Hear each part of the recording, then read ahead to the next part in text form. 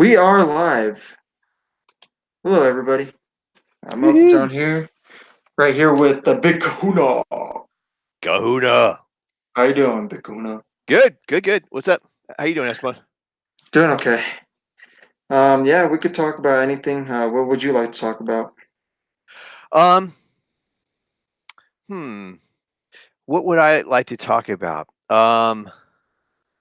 Well, I don't know. I don't really have anything on top. Well, I guess we just kind of keep going what we're talking about with uh, you know, cults and people that you know um are you know have believe in things like Seventh Day Adventists and that sort of thing and works and I guess we could start there and see what kind of where it travels from there. Unless you got something you really want to talk about. Yeah, I mean, we could do that. That's fine. Um, I know, like some of these cults, you can say, they don't believe in the deity of Jesus Christ. But if we look in John chapter 10, verse 30, let's go there. John chapter 10, verse 30, it says, I and my Father are one. That's telling you right there that He is God. And then you have Hebrews chapter 1, verse 5 through 13. And that tells you right there in Hebrews uh, chapter 1, verse 5 through 13. Let's see if I can get to it. And it says, For unto which of the angels said he at any time, Thou art my son, this day have I begotten thee. And again, I will be to him a father, and he shall be to me a son. And again, when he bringeth in the first begotten into the world, he saith, And let all the angels of God worship him. And of all the angels he saith, Who maketh his angels spirits, and his ministers a flame of fire? But unto the Son he saith, Thy throne, O God, is forever and ever. A sepulchre of righteousness is the sepulchre of thy kingdom. Thou hast loved righteousness and hated iniquity. Therefore, God, even thy God, hath anointed thee with the oil of gladness above thy fellows. And thou, Lord, in the beginning hast laid the foundation of the earth, and the earths are the works of thine hands. They shall perish, but thou remainest, and they all shall wax old as doth a garment. And as vesture shalt thou fold them up, and they shall be changed, but thou art the same, and thy years shall not fail. But to which of the angels said, He at any time sit on my right hand until I make thine enemies thy footstool? Big Amen. old statement to that. Amen. Absolutely. Actually, now you mention it, um, I'm kind of curious about angels. You know what I mean? You're curious about angels? We can go to that if you want it. Yeah, I love talking about angels. Um, so that's what I've got on my mind right now. That there's one of those things that were like, to me, they're kind of mysterious in a way, like that whole other thing. Angels, I guess, could be a term that just means messenger. I know that the way we think of the term angels, it applies to a lot of spiritual beings like cherubim and etc. So I guess that's kind of a. I read somewhere, I think it was like Rob Skiba or someone was talking about it, and he said technically angels just means messengers. So that means anybody could technically be a quote unquote angel if they're a messenger. But of given going by the strict definition of the word, and I think he kind of went over some examples in the Bible where someone was called a quote unquote angel when they were just a person giving a message. But I'm talking specifically about how most people think of the term being all those heavenly beings, if you will. Do you know anything about that, Esteban? About them being messengers. No, about like the spirits. I'm just going to use the word angel, but like the like for example, Michael and Gabriel and etc. Like those beings. Like, oh, do you mind talking about that? They're archangels. Michael's an archangel. Gabriel's an archangel. Um, I know that too. It talks about a war breaking out in heaven and how the archangel Michael like cast Satan down out of heaven. Let's start there. Okay. I've never gotten an answer for this. I don't know why. Why did Michael kick Satan out instead of God? Ooh, um, God is righteous. He's just. So he. That's a good question. Um, hmm. The other question is, and then is You gotta also remember too that God is love as well. So, um, I can see, Michael stepping in and saying, you know what, I'm, serving you, so I will rebuke Satan in your name, you know? So, in a way, I think it was to show, hey, I love God, like he's the creator, so I'm gonna do what he says. You know what I mean? That's what I think that Michael was doing. actually that kind of makes me think of something. Like maybe what it was. I swear to God, I was thinking about it right now. But like maybe what it is is because I honestly don't know. But maybe what it was is like uh is that it maybe it gives more power in people's eyes to see that if it takes God Himself to get rid of Satan, where this is like, it's like you know what, I'm going to have one of my underlings handle this. You know what I'm saying? So that way it diminishes Satan, I guess. But then the other side of it, maybe what it does too is it shows that where there are some angels that are like as Lucifer was rebellious, then there are other angels that are loyal or whatever. So it kind of shows that you know but that they were I guess it puts angel disputes on a level that's lower than what God has to dirty his fingers with, sort of, maybe. What do you think? Well, I mean, I can see that too. That's what I was basically saying too. Is like they see the creator, so they're around him all the time, and they're serving him. You Hmm. know, Yeah. so they're doing what he says. It's like when you think of it like how the military works here, and like when a sergeant or somebody above somebody else tells them, hey, they give them an order, Uh-huh. and and that person's like, okay, I'm going to go out with that order because he's my boss, he's my upper person, the upper person. Right. So I see it like that, like if you look to, I remember, I think it was the one of the Roman generals, or one of the Roman soldiers, I think. um Remember, he was asking Jesus about healing his son or his kid. Yes. Right. The Yeah, Roman soldier guy. remember. Yeah, I remember that. And remember when he says, "Go ahead and he'll be healed," or whatever. He like told him, he's go to your house, Right. I remember that. basically. Uh-huh. Yeah. So he believed him. Right. He got the order saying, "Yes, your son's going to be healed," and he believed him. So he went over there. Yeah. It's just like that. You have a soldier that trusts him. Right. So when you look at the angels, it's like that's his soldiers, and they trust him in everything that he does. Yeah. So when they see Satan trying to go against him, they're like, "Oh, this isn't going to happen." They step in. Okay, another question. Why Michael instead of someone like Gabriel? Ooh, that's another good question. um, I don't. I really don't know that one right now. I would have to look into that. Um, wow. I know. I think I could be wrong, but I think from what I have read, I think Michael was. I don't know if he was above Gabriel, or if they were the same. I can't really. I don't really know for sure. I'd have to read into it more. I have to look into that. Do you know? And I know I'm giving you hard questions. I don't know. That's why I'm asking. But like, so I'm not trying to put you on a spot. I'm just making interesting conversation. So if it was, what is different between Gabriel's job, if you know, I don't know, and Michael's job? Like, like they control different things, or they're the exact same thing, or I do you know anything about that? Let's say that one more time. Like, there's Gabriel and there's Michael. There's probably other ones. I don't know what their names are though. So that's the ones that come to mind. So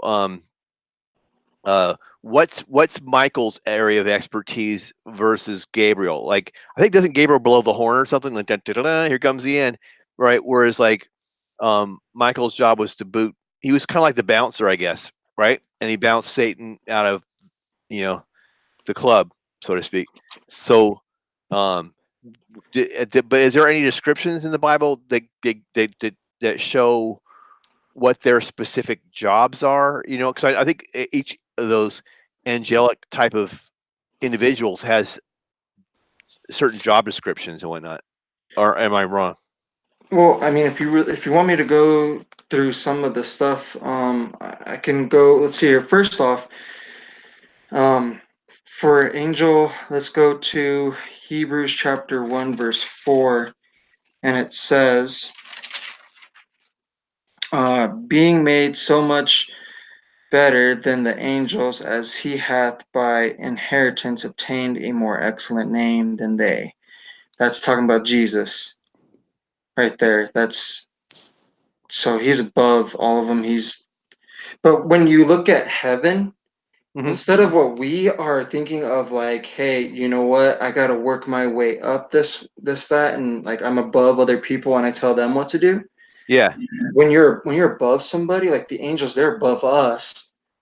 They're yeah, actually servants of us. They don't give us demands. They don't tell us what to do. They ask us, how may I help you? yeah, It's different. When I read the scriptures, I see more of that. yeah, yeah, for sure. Yeah, and it's not in an arrogant way. It's not like there are butlers or something. No. It's like an honor that helps God out or something. You Yes, know? it brings Yeah. God honor. That's what Right, it right. does. Um, the uh, the other thing, I'll get kind of curious about is like, well, um, if Michael could beat the crowd out of Satan, then why would it's to me it's just mind-boggling that all these other angels fell for Lucifer. You know what I mean? Because they're like, you know, if an angel could beat him up, then why would maybe they miscalculated or something? Like his power, um I'm sure part of it was just they were all just straight up jealous, or and maybe some of them were easily led astray. 'Cause I guess my guess is that Lucifer is quite the salesman. You know what I'm saying? Like he's very good at um persuading people to do things or something. You know what I mean? I hear you. Uh, to persuade him, you said? Uh, I'm trying to hear it. I yeah, was trying yeah, to. because the thing is that like um when he left, it wasn't just him. It wasn't like he got evicted or something, and then that's it because he didn't pay his bills. It was like the whole apartment complex, or a third of them, left with him. You know what I mean? So, like, they had to be convinced as to why it'd be a great idea to follow Lucifer. You know what I mean? It's persuasion. But that's what I'm Um, saying. yeah. If you look in Romans chapter 4, verse 21, if you look there, it tells us to be full, like it tells us fully persuaded and stuff. Uh, they and then if you look in other scripture too, like in Acts, I can't remember exactly where in Acts, but there was a guy in there too. He's like, he was talking to Paul, I think, if I remember correctly, and he goes, "Paul, you almost fully persuaded me to become a Christian." Like it's just a paraphrase of it, but um, yeah, there talks about being fully persuaded. So Lucifer, I would say he was trying to persuade other angels to go and rebel against God. Hmm. It's a change of mind. When you end up getting fully persuaded of something, it change. Your mind changes on it. I wonder. Um, I wonder if he lied to them too, or if they really were full on believing whatever he was saying. Like if they were, because they were like right there, or what if they got misled, or if they were like just totally down for it. I just curious. Very good question too. I have some verses we can go to. The angel that is messenger is used of God, of men, and in order to of created spiritual beings whose chief attributes are strength and wisdom. If we look at Second Samuel, chapter 14, verse 20. Well, you know what? I should actually probably here. You know what? Be a lot easier if I did it this way. Probably. Hold Holding. on. Yeah, sorry about that.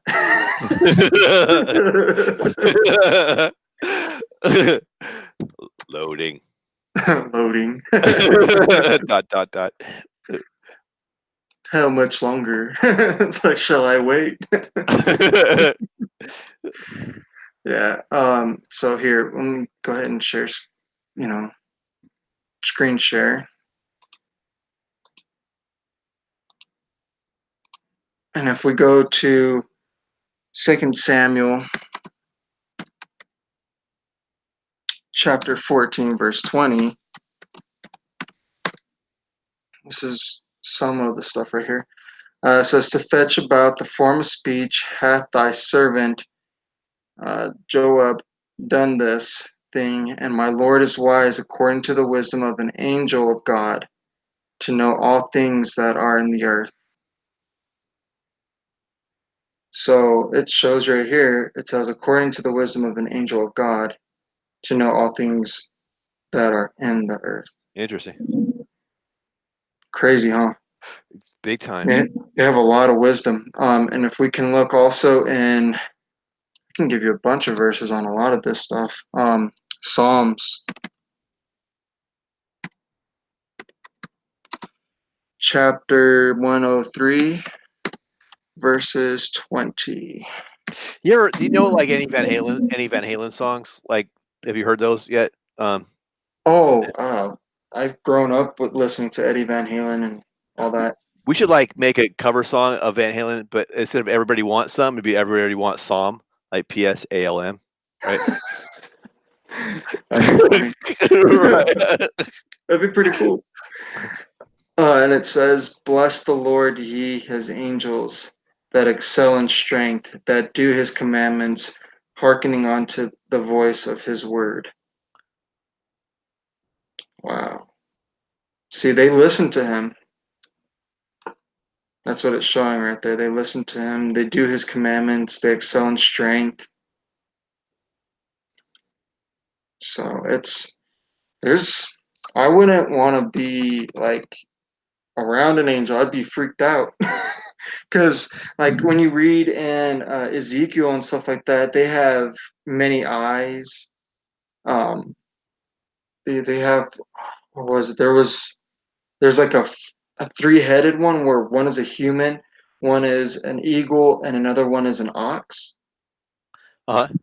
And that was like an angel that it was showing his like um attributes and stuff. But also when I went to Renee Roland's channel, she was saying that it was a representation of Jesus Christ, that he was or was a lion. Sorry, one of them was a lion and one of them was an eagle. That's what Uh-huh. it was. It wasn't an ox. It was a lion and an eagle. Uh-huh. Sorry about that. That's what it was. She says like a metaphor or something. Yeah, like it was foreshadowing Christ as well. I was like, that's interesting. What do you know what Michael and Gabriel look like? Michael and Gabriel. I don't know actually. I don't know if it is it in the Bible. I haven't read that in the Bible yet. Do you think they're like look like people with arms and stuff and all that? Well, they tell us there's one where it says that humans are unaware of when the angels are around them. Um, they're entertaining angels unawares. I'm trying to remember where that's at in the scripture, but I remember reading that somewhere. Um, so it Oh my God! You look at what William's saying. uh He said that he went to a mental health doctor over like angel stuff he saw, and then they labeled him schizophrenic. I know what that is because my brother had that. And then until he began collecting proof through photos, videos, and witnesses' testimony, and he showed something to them. That's a trip to me. Wow. I know, right? They they do exist. Yeah, amen. Um, Absolutely. my mom, she used to say that I talked to him when I was a little kid. Oh, that's cool. Right on. Yeah, I don't remember any of that growing up, like, but she told me I did, and I was like, wow, Oh, that's a trip. Dr. Owen, he freaked out and told me to immediately stop taking my medication because I'm experienced. In fact, it's not a mental issue. Yeah, he was right, William. Well, you know what? I wonder too. Is like, I wonder what Lucifer looks like. Really, you know what I'm saying? And like, what they does he look like Michael and Gabriel, but like with light hair They, or something? Or I think it's in Isaiah, chapter 14. Let me go there real quick. Actually, let me look it up. I think it is in Isaiah. Before we go there real quick, I wanted to show this verse. okay. Psalms 104, verse 4, who maketh his angels spirits, his ministers a flaming fire. So they're flaming fire. Oh, right on. Cool. Interesting. Let me go to Isaiah as well real quick for you. Isaiah chapter 14, I think it was. Let's see where it's at. I think it was in verse 14. Oh yeah, it talks about. Oh, here we go. Actually, in 12, maybe even more further up. But we can start in 12, and it says, How art thou fallen from heaven, O Lucifer, son of the morning? How art thou cut down to the ground, which didst weaken the nations? For thou hast said in thine heart, I will ascend into heaven, I will exalt my throne above the stars of God. I will sit also upon the mount of the congregation in the sides of the north. I will ascend above the heights of the cloud. I will be like the Most High. Yet thou shalt be brought down to hell, to the sides of the pit. They that see thee shall narrowly look upon thee and consider thee, saying, Is this the man that made the earth to tremble, that did shake kingdoms, that made the world as a wilderness, and destroyed the cities thereof, that opened not the house of his prisoners? All the kings of the nations, even all of them, lie in glory, even everyone in his own house. But thou art cast of thy grave like an abominable branch, and as the raiment of those that are slain, thrust through with a sword, that go down the stone of the pit as a carcass, trodden under feet. Sorry. Thou shalt not be joined with them in burial, because thou hast destroyed thy land and slain thy people. And the seed of evildoers shall never be renowned. Prepared slaughter for his children for the iniquity of their fathers, that they do not rise, nor possess the land, nor fill the face of the world with the cities. For I will rise up against them, saying the Lord of hosts, and cut off from Babylon the name and raiment and son and nephew, saith the Lord. I will also make it a possession for the bittern and the pools of water, and I will swell it with the besom of destruction, saith the Lord of hosts. The Lord of hosts hath sworn, saying, Surely as I have, thou shalt it come to pass. Uh, oh, I don't know if there's. I'm trying to look for the other. Where is it at? There's another area where it talks about. I don't know if I think it might be in Ezekiel. Let's see. Does anybody know in the chat? Here's a question for the chat. Does anybody know in what chapter and what book and what verse that they talk about Lucifer and him having bagpipes and all this stuff, and that he was covered in jewels and stuff, or stones. I think it was stones that he was covered in. Um, I'm trying to remember if it was in Ezekiel. I think it was in either Isaiah or in Ezekiel. They talk about that. It talks about how he. That's why they. That's why somebody was talking about the music industry and stuff like that. That he controls all that too. He controls all the world, of course. This world right now. He's the power in the air. Prince of the air. That's the other thing Yeah. I'm curious about. Is like, if he's a prince of the air, is there a prince of the earth and prince of the fire and prince of water? Or is it just the air? And if so, why the air? Huh. That's well. It's the second heaven. That's talking about the second heaven. That's not the third heaven. Oh, check out The third, I got one for you. Check out Ezekiel 28:14. Ezekiel 28:14. Yeah, let's start there, or 28:13 maybe. And William says angels do freak people out without a doubt. If I remember correctly, even in scripture, when his angels were sent to men slash women, the angel would say not to fear. Yeah, because they're completely different than what we look like. I mean, can you imagine something that's full of fire looking right at you? You're gonna be like, "What the heck is that?" Yeah, that would freak me out for sure. We wouldn't be able to stand. I mean, they all when they saw the glory of God when He rose from the dead. Uh huh. I mean, they all fell down. People just fell down. They couldn't stand in His sight. But you said Ezekiel what? 28? Look up Ezekiel 28:12 through 19, I guess. 28:12 through 19. Through 19, yeah. Okay, go ahead and put that in. Son of man, take up lamentation upon the king of Tyrus, and say unto him, Thus saith the Lord God, Thou sealest up the sum, full of wisdom and perfect in beauty. Thou hast been in Eden, the garden of God. Oh yeah, I remember this. This is the one. This is the one where he's talking about him, what he kind of looks like. Every precious stone was thy covering. The set. Oh, do you want to read it? No, go for it. I'm not even sure where it's at. Oh, I can kind of see it. It's up to you. Whatever you want to do. Go ahead and read it. I kind of. Okay. I lost. I had to put it back on screen. While I'm talking, I can't see it. Oh, well, here it goes. Okay. Oh, yeah.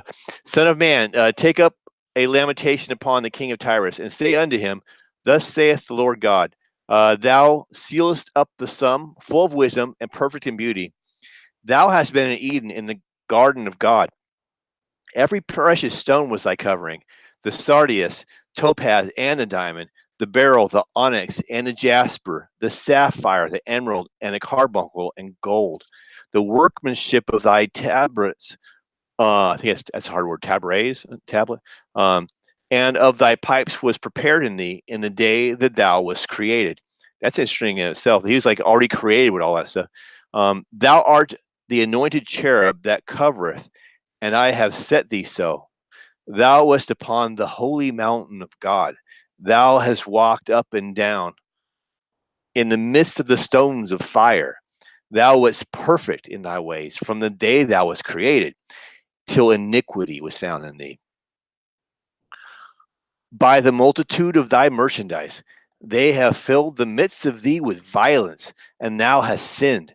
Therefore, I will cast thee as profane out of the mountain of God, and I will destroy thee, O covering cherub, from the midst of the stones of fire. Thine heart was lifted up because of thy beauty. Thou hast corrupted the wisdom by reason of thy brightness. I will cast thee to the ground. I will lay thee before kings, that they may behold thee. Thou hast defiled thy sanctuaries by the multitude of thine iniquities, by the iniquity of thy traffic. Therefore will I bring forth a fire From the midst of thee it shall devour thee, and I will bring thee to ashes upon the earth, in the sight of all them that behold thee, and they that know thee among the people shall be astonished at thee. Thou shalt be a terror, and never shalt thou be any more. Wow. Yeah, You see, that's right. one thing I don't understand though, why would you want to go against God? You know, like you had all this stuff. You were in the midst of the stones of fire, your beauty, he's talking about beauty and everything. Like, Hmm. wow. I think I have an answer for that.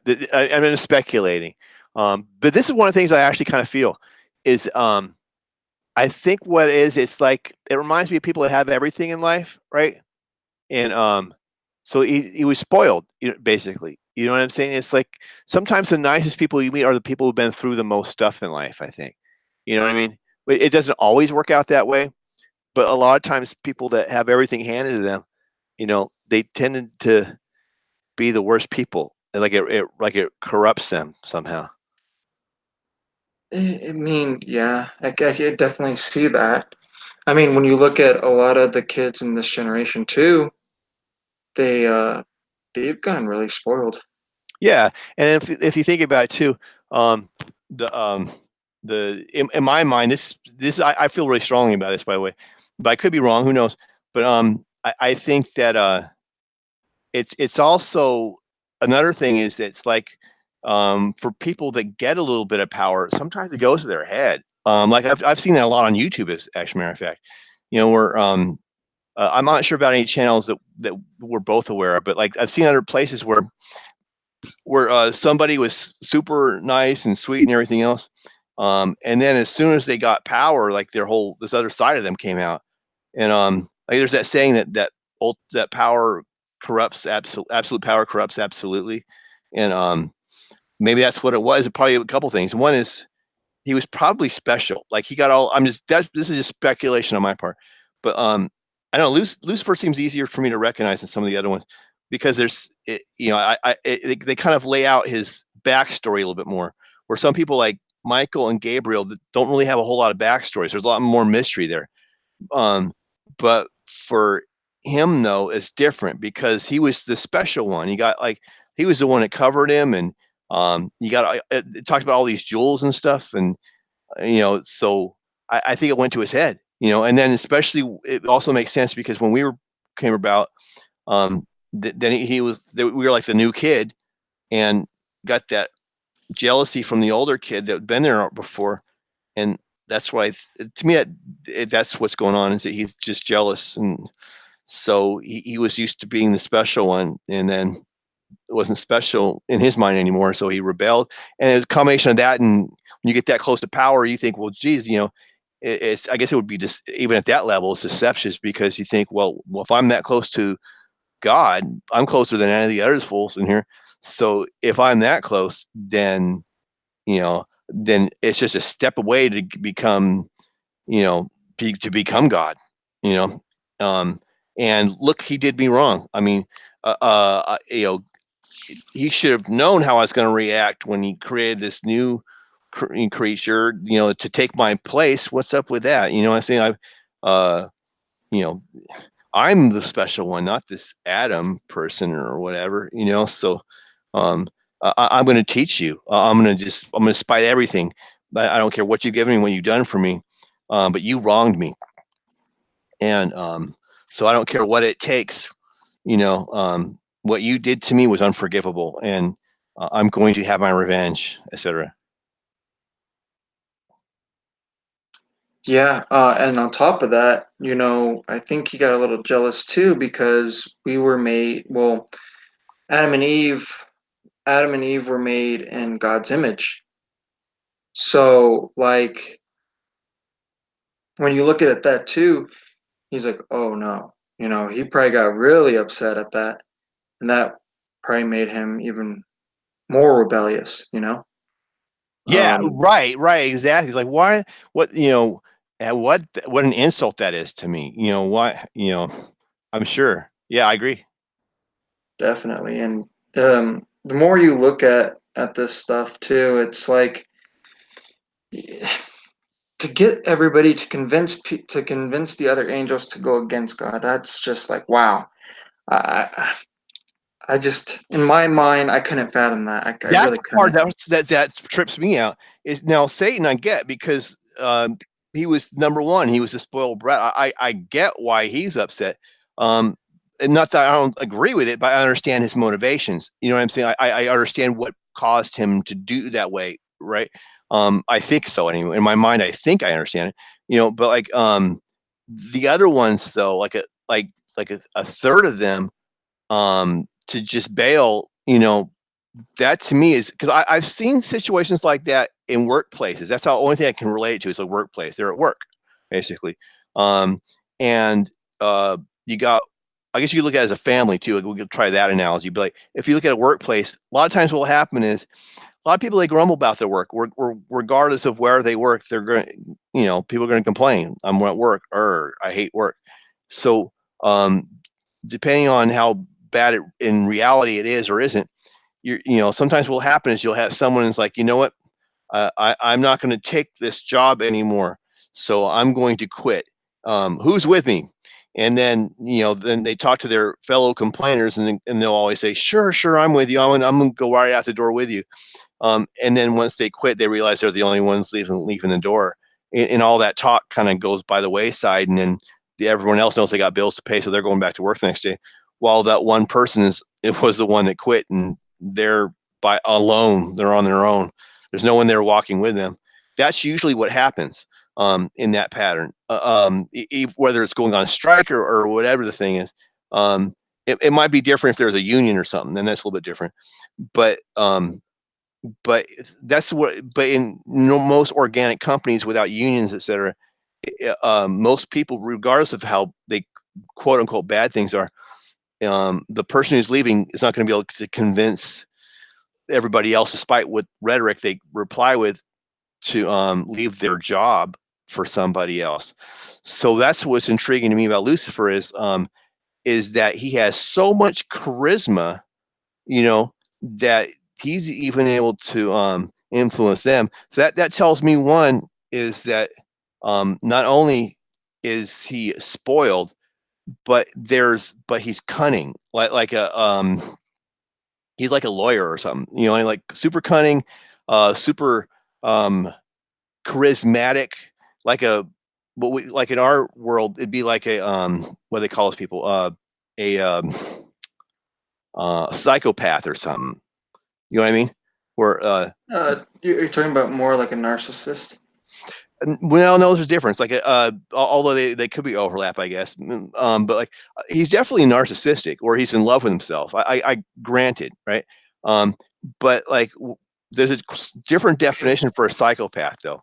What they'll do is they know how to convince somebody.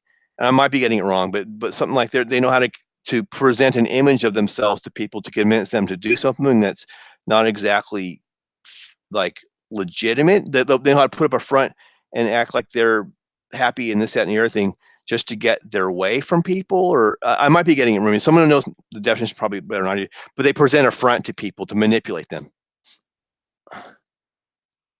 Scripture says Satan sin is conceit. Yeah, I definitely believe that, conceit. Yeah, it definitely on that conceit. Yeah. So I guess what I'm saying is that the only way I can compare what happens in a heavenly realm, because I've never been in a heavenly realm per se, but I have been in this realm, the earthly world. So I have to look at what goes on around me to try to. That pretty much goes for anything. Anytime you have a sociopath, thank you, Rapture. That's what I meant, sociopath. Um, yeah, do you know have a better definition for that, Rapture? Ready? What a sociopath is? That's what I was trying to say, sociopath. But yeah, so like anytime anything happens to me, you, or anybody else, the only way we could relate to what's going on is we have to try to like kind of go through our file boxes of experiences we've had. And then yeah, you're right. I stand corrected, Rapture. Ready? I meant sociopath. You're right, not psychopath. Yeah, you're right. I guess he's kind of like that too, I guess, though, right? In a way. But I meant sociopath. You're right. Yeah, like a con man. Exactly. Satan's like a con man. He's a manipulator, and he must be like really good at it too. But but yeah. So the only time we can relate to anybody is if we like sift through our files and try to find experiences that we've been through that we can relate to. So here on Earth, the only thing I can relate to is leaving a job, and then the people can try and convince everyone else to leave the job with you, unless it's a family. But I don't really think of a similar thing like that. Like let's say if you're in your family, and usually with families, you're going to have um, one or two people that are like one kid that's the favorite or something, and then the other ones are, you know, in varying degrees left out, or maybe you have a black sheep, or it was sort of like the scapegoat of the family, everyone blames everything on.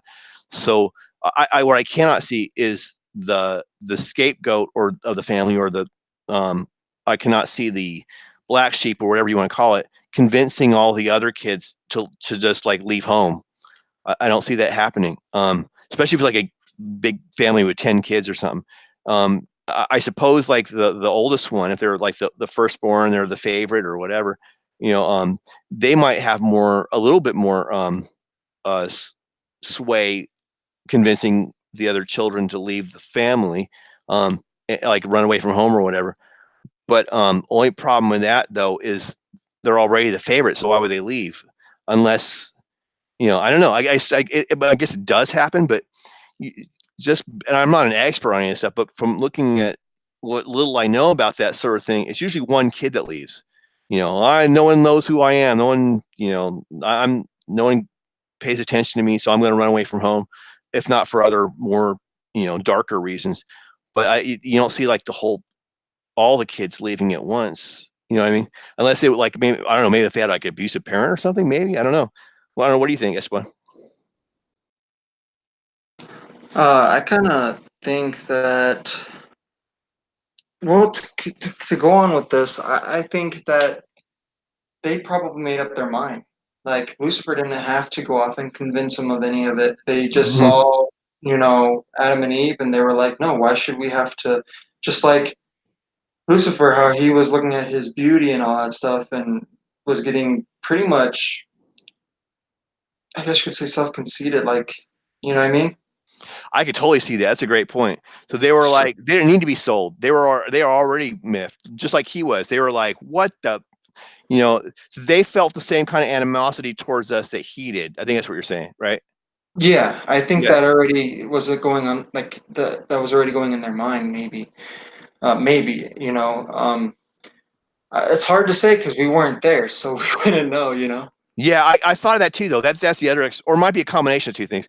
Maybe it was a combination of they already had mixed feelings about Adam, and then, but at the same time, he knew how to stoke that fire to his advantage or something. Like it was probably a little bit of both. Maybe I don't know.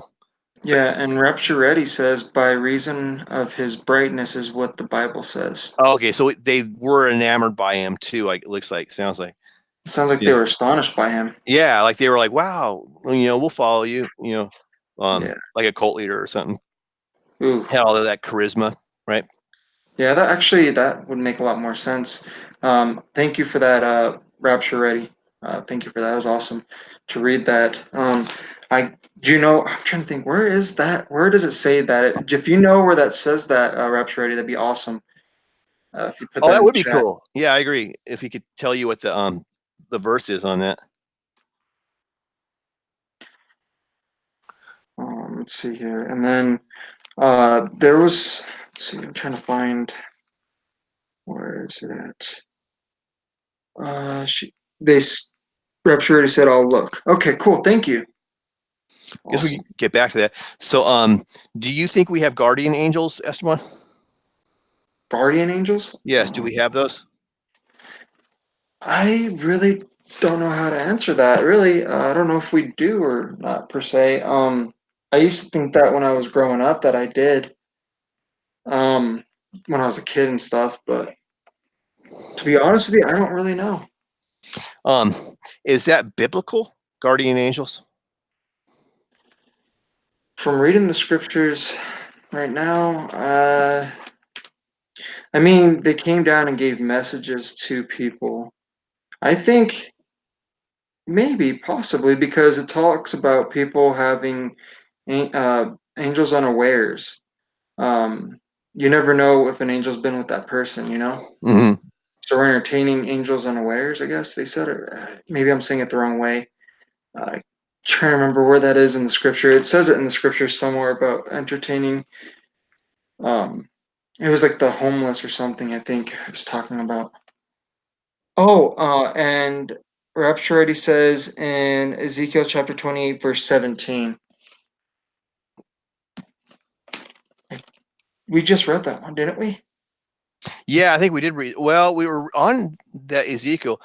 Yeah, I think we did. I think we read it was like 12 through 17 or something.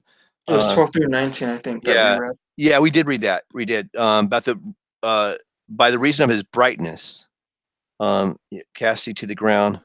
Yeah, we just Yeah, read that.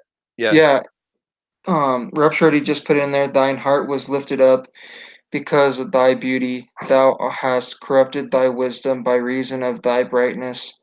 I will cast thee to the ground. I will lay thee before the kings, that they may behold thee. Ooh, Bible Literist got a great one.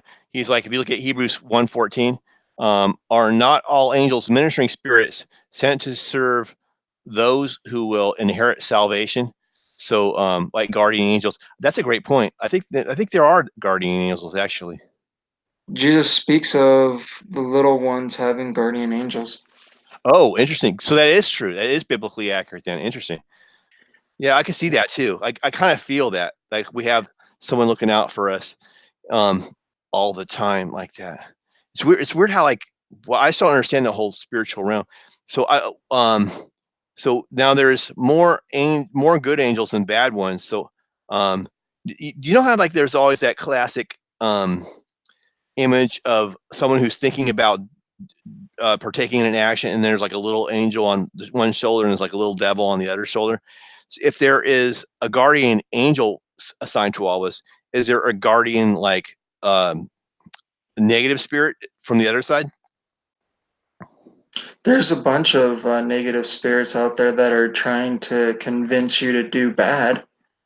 Um, I'm pretty sure there is because, like, that's a spiritual battle right there. It's a battle of the mind. It tells us that in the scripture. There's a battle of the mind. So there's battles going on for all of us constantly, probably, huh? Like both sides are constantly at war. Yeah. True. That's very true. I was watching. Have you ever seen the movie Young Messiah?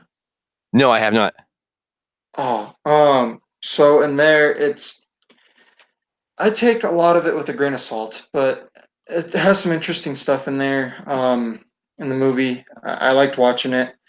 Um, my mom's boyfriend actually said to watch it, so I looked it up on YouTube. You can look it up on YouTube and watch it for free on there. And you see, like, I think this is Lucifer whispering in people's ears and trying to get them to go against young Jesus Christ.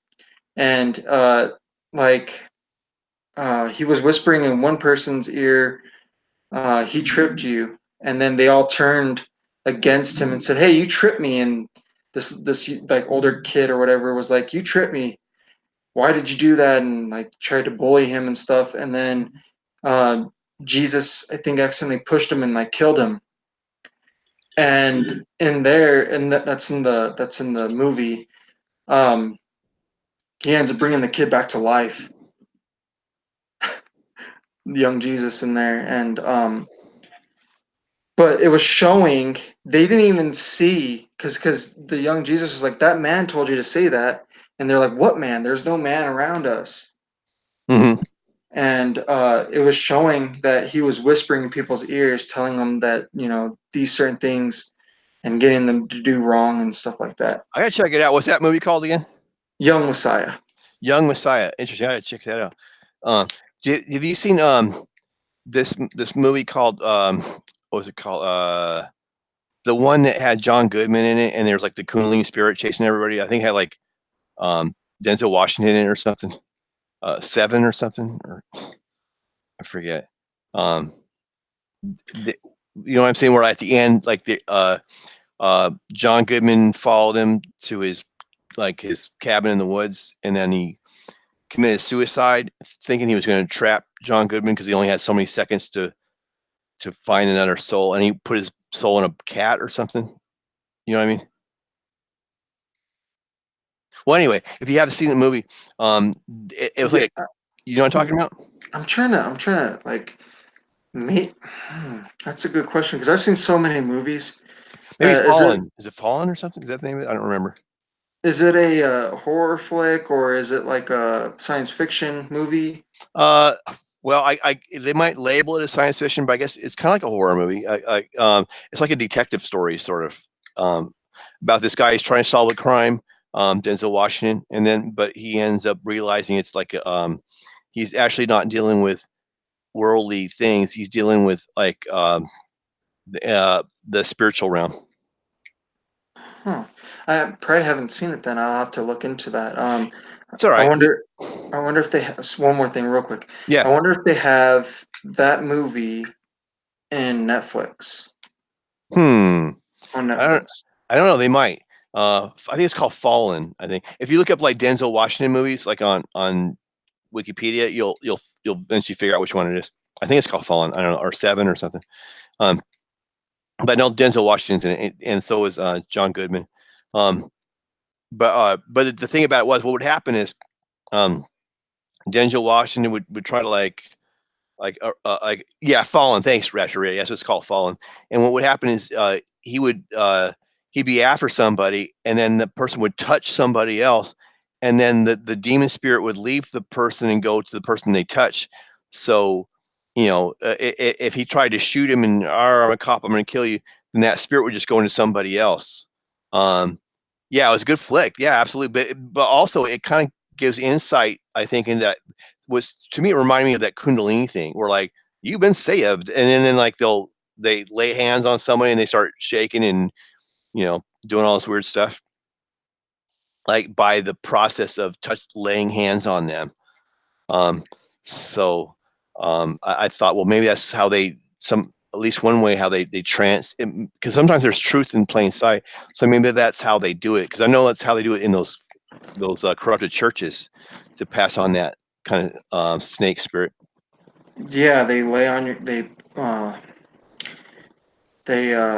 on hands on you and they push you or whatever and they say something to you and then like you go down and you start convulsing and stuff. Really weird stuff. And they were also saying too that I've been watching. I don't know if you heard of. I think it was something shakes or something like that on YouTube. What the heck is it called? Shakes my head, or something like that. Mm-hmm. I don't know what it is, but I'm listening though. Yeah, I'm trying to remember the YouTube name, but either way, um, Oh, Shaking My Head Productions or something like that. That one. yeah, that Okay. one. So I was watching that and it was talking about yoga, right? Right. And it was talking about the different yogas that they had out there and all this weird stuff that's very dangerous. It gives you false enlightenment, apparently, and it also opens up your they call it chakras or whatever, but Mm-hmm. really what it's doing is opening up your third eye, your pineal gland. Mm-hmm. That pineal gland that's in your brain, it that's how God communicates with people. Mm-hmm. It's through that. Like you could see him. If you remember in what was it? It was in Genesis about Jacob, Israel. He um he wrestled with God, and then he said that place where they wrestled, he called it like Pinal, the land of Pinal. Oh, And interesting. when you look at that, I was like, what the heck? And I go, that's your pineal gland. He's talking about your pineal gland. You're able to see the spiritual realm through that. That whole book, or at least there's a lot of stuff in that whole thing which is very esoteric or something. Like with Jacob's Ladder and all that stuff is like stuff that gets thrown in there that doesn't get explained all the way like that. Huh. And Bible literalist. I was talking to Raps already, but I thought this was kind of interesting. It says you might like my video, Truth Finders. It's the fifth video, Science and Spirituality. I'll have to check out his video later. I think he was talking earlier. He was, I think it was Bible Letters. It might have been somebody else. About they were talking about how they had concerns. They didn't want you to get the wrong impression because they're uh, letting people know to look at their videos. They were worried that you'd be like, well, oh my gosh, that's somehow um, unethical or something. I don't think it's personally it's a big deal. I mean, I think it's a No, good thing to share stuff like that we're gonna want to see. that's completely fine. I don't Yeah, that's mind right. that. Um, yeah, a Bible literalist. It's a her. Oh, It's a right on. her. Yeah, Okay. her name is Paula. Okay. Cool. By the way, yeah. Right. Just want Hey, to let Paula. you know. Um, so it's okay. I don't mind it because you know what? It edifies the body. If it's something that edifies the body, it's going to help us grow and learn something from the scripture that we might not have seen before. Mm-hmm. And cool. I did today, matter of fact. So it's nothing I haven't done myself. I was on that like someone else's not like I was on someone's chat too. Who was doing a stream, like a bigger channel. I forget what the name of the channel is. And then oh no, On Point Preparedness was the name of the channel. And they were talking about the Yeshua versus Jesus, etc. And I pointed out to someone that I was talking to that I knew in there that they should check out a video I made on that exact subject. So, and how's it going to hurt them anyway? They're a big old channel anyway, But I wasn't thinking like, hey, here's my chance to do something. It didn't even occur to me that there was someone even think that I was doing something wrong by doing that. So I don't see a problem with it. I mean, I'm still there to watch the video, so you're still supporting someone, but it doesn't mean why not watch something later on. You know what I mean? I don't see the downside in that. You know what I mean? Yeah, no, I definitely hear what you're saying. You You want to go get a know, drink? You're gonna go get a soda or something? That's right. I was really quickly. I'd be right back. Okay, I'll Um, keep talking while you're doing that. I'm so sorry about that. That's all right. I forgot to grab it. Yeah, that's Oops. all good. I'll be right back. It won't take me but a minute. Yeah, that's all good. Don't worry about it. So, oh, you're taking off. Okay, and your name was Pamela, I think, right? Bible literist, Pamela, is that or Paula? Sorry, Paula. Nice to meet you, Paula. My name is Mike, by the way. Oh, you want Rash already? I read that something you were saying earlier too. Um, you're like, what God doesn't like it when you try to contact those spirits. I completely agree. I wouldn't even mess around with that. Good angels, bad angels, whatever. I don't try to talk to any of that stuff. Um, you were messing around with some stuff years ago, and the result. Well, hey, good night, Paula. Was I caught my house on fire? Whoa! I want to hear more about that. You caught your house on fire? Man, well, like occult things. Is that what you're doing, or no, not trying to put you on the spot, but if you want to talk about it, I'm curious.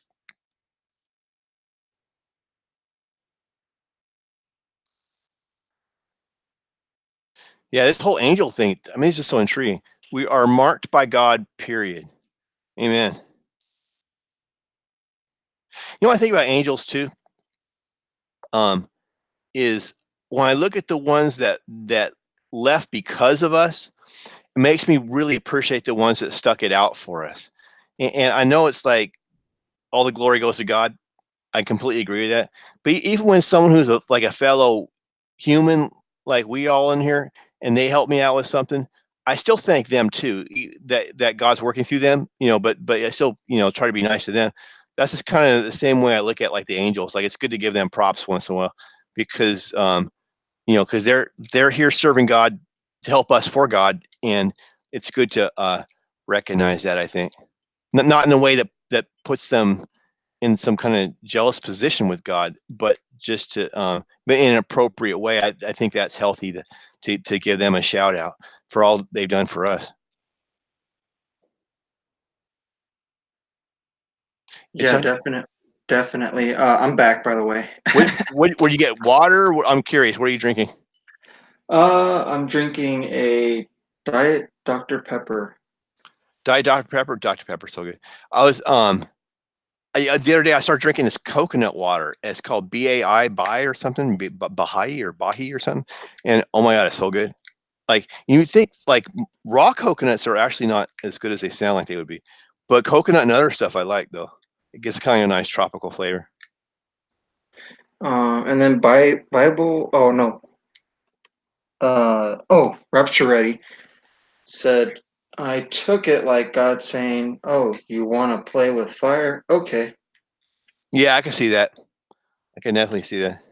You You know, see, if I could just say something real, I just want to say, with that, yes, I believe he'll warn you and tell you, like, no, that's dangerous, don't do that, and then you keep ignoring it, and then finally you do it, and you're like, holy crap, I shouldn't have done that.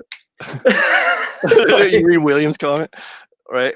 wait, what did he say? He He's said, oh, go ahead, go ahead. are we on the coconut, no coconut topic again? Oh, that's funny. Man, coconuts are so good. Or anything tropical like bananas and stuff like that. Like Oh man. Oh, mangoes. Oh, I love mangoes mangoes. too. Oh yeah, yeah, for sure. I could go for any of that stuff. Like a smoothie or something. Sounds so good.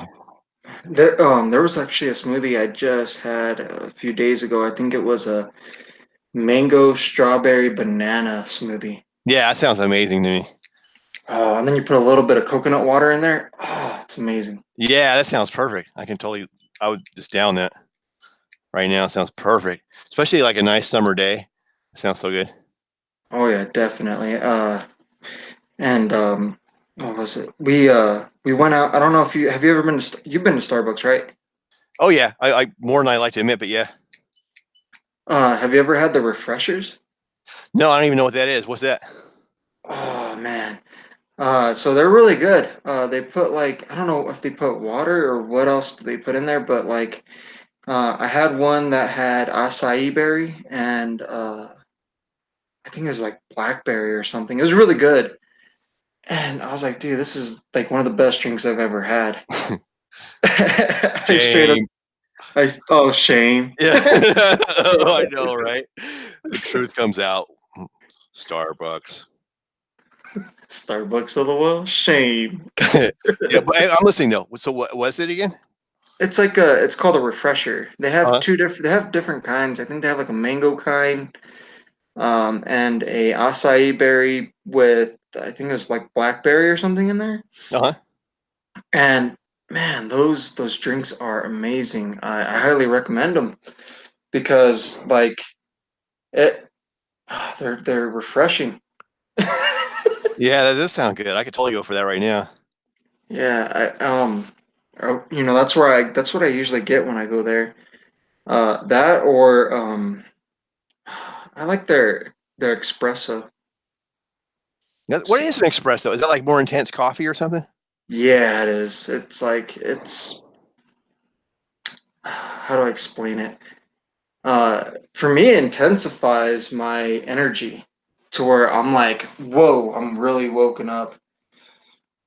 So like I used to do that before I go to work, and because I would work like the 5 a.m. shift when I worked over at Fry's, Uh-huh. Fry's and Electronics? huh? Fry's Electronics? No, grocery store. Oh, I know where Fry's is. That's like in Oregon they have that, I think. Fry's. Like They call it some places they call it Kroger. Kroger. Right. Oh, interesting. Interesting. Yeah, like I think it was. Well, I know somebody who used to live in Minnesota. Uh-huh. And I think they said that they called it Kroger. They didn't call it Fry's over there. So, I think that's what they said. I could be wrong. I'm trying to remember. I think that's what they said. But either way, uh, wait, it says, so Rapture Ready says, LOL, Kroger in Texas. He also talks about Al Said, and he's joking, but that he recognizes that Al is like a Muslim prefix or something. That means like the. It's kind of like El Cid or something.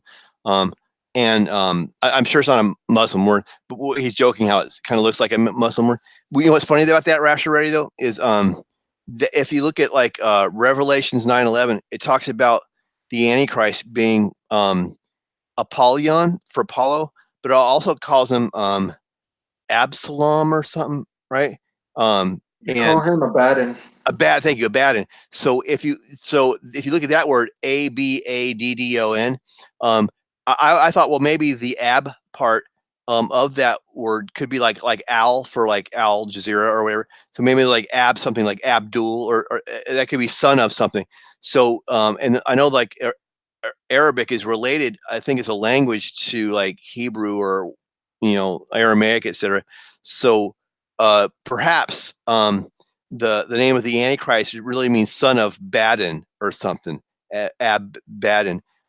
And so if you look up just that part of the word, take out the AB in front, there is a name of like that. It's in the Bible, but I forget what book it's in, and it's mentioned as like a surname or something for like these people that were coming from Babylon that that were trying to pass themselves off as being originally from Israel, who were but they couldn't confirm them, so they wouldn't allow them to join the priesthood. So I'm not sure if that means anything else. I just thought that was interesting, just in case Ab is actually a prefix in the word Abaddon. Huh. I never knew that. I don't. I could be wrong. I'm just throwing it out there as speculation. You know what I mean? Gotcha. I was thinking about that actually, because I've heard you talk about that before. Yeah, because I just thought, because one of the things I'm relatively good at is seeing patterns in languages. So I mean, Matt's really good at it, but like I just have like a some luck with that. Like sometimes some words like are false cognates. So like in Spanish, if you look at the word saber, I think it's saber or something. To me, it looks like, I thought when I first saw that in Spanish, I thought it meant like a sword, like a saber, right? Um, but it actually means like to understand or something, saber or something. So, but it looks like saber. So some things are like that are misleading, but other things you can see like like a lot of European words, they're linked to Latin, or you kind of figure out what the origins. Like for example, the other day with you, me, and Mark, I think it was, we were talking about what does the word discern mean, and I was able to look.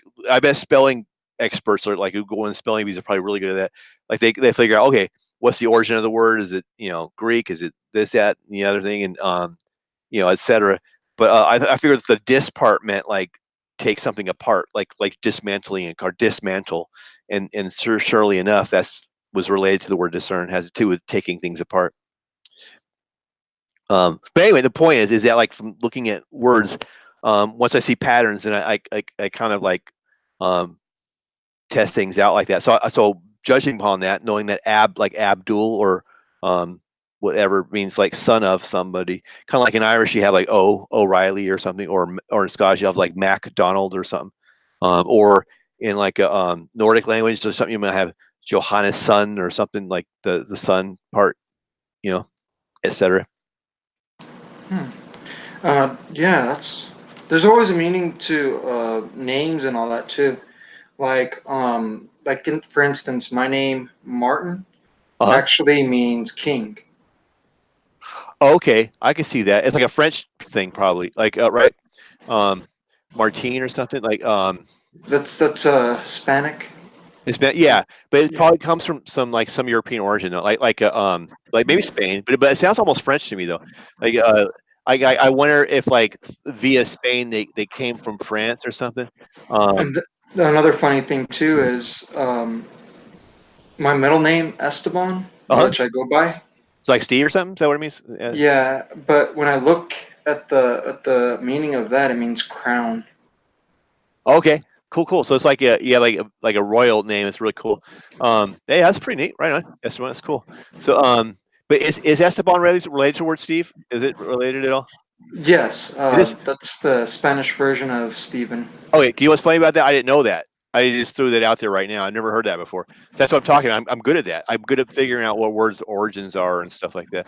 So what is big KK, like big kahuna, big cacahuate? Oh, because cacahuate, I think it's actually a plant. But the reason why I use that is because that's technically how you say peanut in Spanish. Someone told me that. Um, and so I spelled it with a fake Hawaiian spelling, because in Hawaiian, words are spelled like with vowel sounds, and so I try to make it look Hawaiian, because Hawaii is awesome. Uh, yeah, so Martine, I wonder if Martine has the word has MAR, I would assume in it, right? At the beginning of it, Yeah, MAR. MAR. Okay, so MAR, that I've seen that in other words that might have related to ocean, like Rio del Mar or something like River of the Sea or something, um, or or maybe like Mars, like Martian, like warfare or something, but it might be a false cognate. I don't know, but it might be related to the sea somehow. Teen or teen, I don't know. I mean, that's just throwing it out there right now. I could be completely wrong, or maybe it's related to somebody who was a king, and that sounds like what a king's name would be or something. Um, but it maybe has something to do with the sea because that Mar prefix on it, Mar. Um, Huh. like maritime, Del Mar, um, marine, maybe even mermaid, mar, etc. All those words would probably have a common origin to them. Yeah, that's true. There has to be something there. I'm pretty sure there is. Also, like when we were talking about D words and stuff like that, like uh, deception and stuff like that, deceit. If we look in the Bible, a lot of the time it defines those words and exactly what they actually mean. Like if you go to Genesis 3:4, it talks about how the serpent deceived Eve. Where is it at? Let me go there real quick. 3:4 talks about that pretty much, you know. Uh huh. And it says right here, and the serpent said unto the woman, "Ye shall not surely die." That's deceiving somebody, because physically they weren't dead, but spiritually they were. Okay, I can see that. See, and then if you go to Genesis 12:13, Genesis 12:13. I have notes on this stuff. I write down to remember where they are and stuff. Um, it says, "Say, I pray thee that, pray thee, thou art my sister, that it may be well with me for thy sake, and my soul shall live because of thee." So, like Abraham, in saying that Sarah was his sister, he was lying. He was lying to the people in Egypt. If you remember that. Um, See if I can go maybe further up so I can give more of an understanding of this. Let's see here. We'll start, I guess, at 10 and work all the way down to 13. And it says, "And there was a famine in the land, and Abraham went down into Egypt to sojourn there, for the famine was grievous in the land. And it came to pass, when he was come near to enter into Egypt, that he said unto Sarai, his wife, Behold, now I know that thou art a fair woman to look upon. Therefore it shall come to pass, when the Egyptians shall see thee, that they shall say, This is his wife, and they will kill me, but they will save thee alive." And then it says in 13, "Say, I pray thee, thou art my sister, that it may be well with me for thy sake, and my soul shall live because of thee." Hey, S1, how do you spell Martine? Oh, Martin. I just looked it up right now, and I brought up it might be Mars, and technically it wasn't like the sea like I thought, but I mentioned Mars, and that's what it is. It actually it's related to Mars. It means like warlike or something. So yeah, I bet it was a king named Martine or something, and then he was probably named after the god of Mars or something, and then that's how it kind of came about or something. I'm Maybe, guessing, just maybe. guessing. Yeah. I mean, because didn't you say that it's like they equated Mars with a god of war or something? You said. Yeah, right, exactly, like the word martial or martial law or something. Marshall. Hmm. Yeah, 'cause it has a MAR thing in it too. That was my Gotcha. second guess was Mars, but I thought I was kinda for some reason, I was kinda leaning more towards Mar, like the ocean or something. Huh. Wow, they've been having an interesting conversation in there in the chat. What are you talking about? William, about a month later, he was freaking out, telling everyone, "My brother is coming. My brother is coming." A week later, Zion disappeared. A week after that, another guy comes to the community, and then he says, "I'm at Oh, his." no way, Abaddon. What is he talking about? Will was all like, his name is is that a joke? Or did he really Abaddon? say it? Yeah, that's what he said, his name was Abaddon. Oh. And then he says, "I looked up Abaddon after this encounter Oh, and trippy. showed my friend, to which he freaked out. We both did." Wait. Oh, it's What's the not a meaning of joke. You're not kidding, William. I'm sorry, I thought that was a joke. what's the meaning of Abaddon? That's the Antichrist name. Yeah, but we're like it derives from Greek, so I'm trying to Oh, figure out oh, like okay. what does the actual meaning mean of Abaddon? Hmm. Well, try that, then try looking up ADDON, just ADDON, see what that says. Here, let me see Oh, if it's trippy. Wow, that would be freaky, William, for sure. I'm gonna share screen again, and what Yeah. I'm gonna do is we're gonna go. I don't know if I can do it on Bible Gateway. I was trying to get the other Bible up. What the heck is it called? Um, Dang it, I'm trying to think of the word. Oh, Blue Letter Bible. That's the one. Yep. All right. So I'm gonna go to Blue Letter Bible. Let's see if I can get that. Ah, let's see here. Astral projection meetings are held between humans. That's intriguing to me. Wait, astral projection? That's what Rapture is talking about. It says, you may not believe this, but in astral projection, meetings are held between humans. That's a trip. Kind of like a Google Hangout, I guess. Right? Really? I'd have to look. I mean, when you think about it, okay, so like I think I've went through that before. It sounds kind of familiar with the whole astral projection thing. Um, but I think at the time I was doing, I can't remember what I was doing actually, but I passed out. Either way, I passed out and I was walking through my house, but I was asleep in my bed. Uh huh. And uh, I told my friends about this a while back. This happened, I think it was like 18, 19 years old.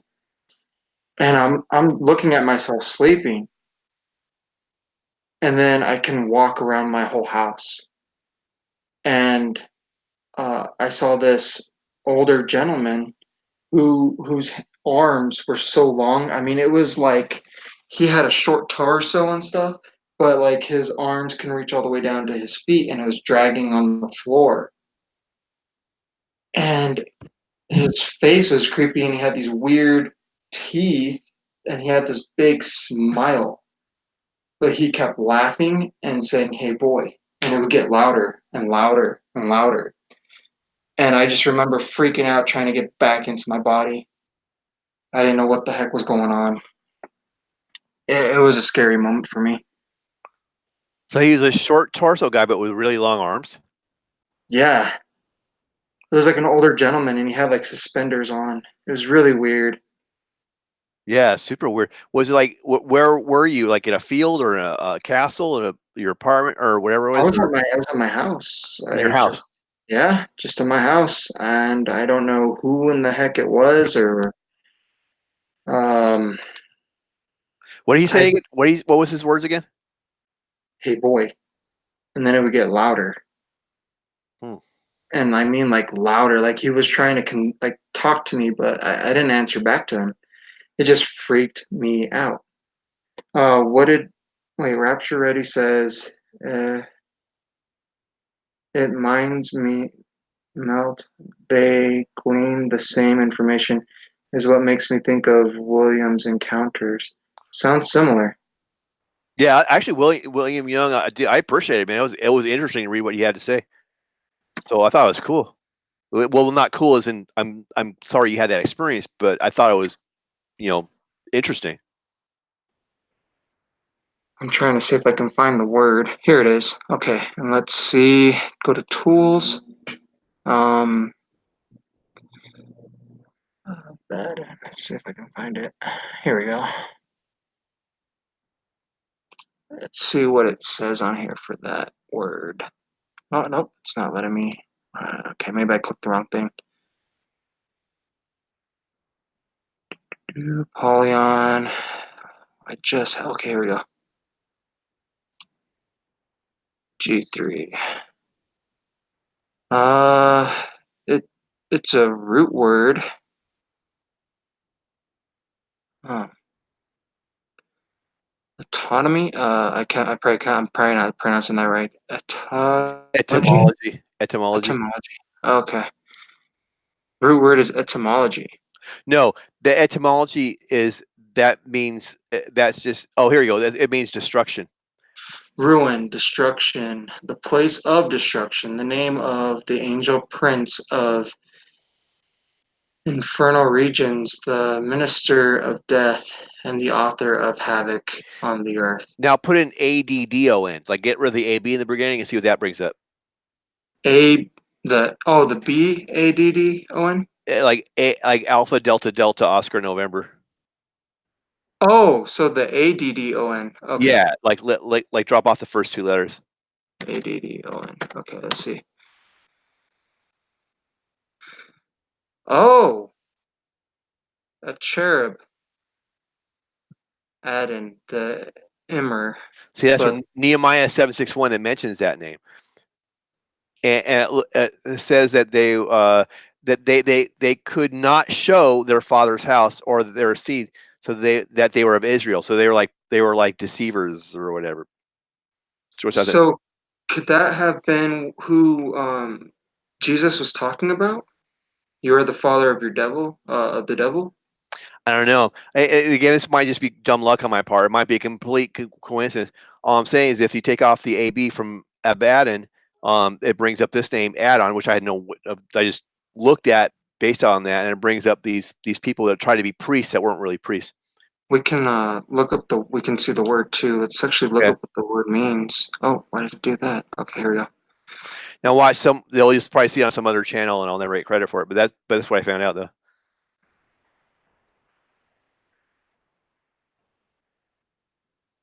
Oh, that's actually spelled add down Hmm. in Hebrew. Add down. So wow. Let's see if I can. Okay, so it's H114. A down, powerful.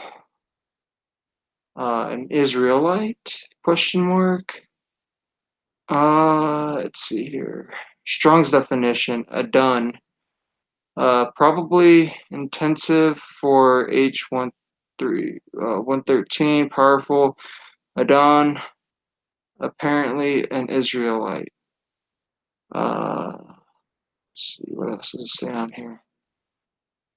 And it gives you the Nehemiah 761. Um,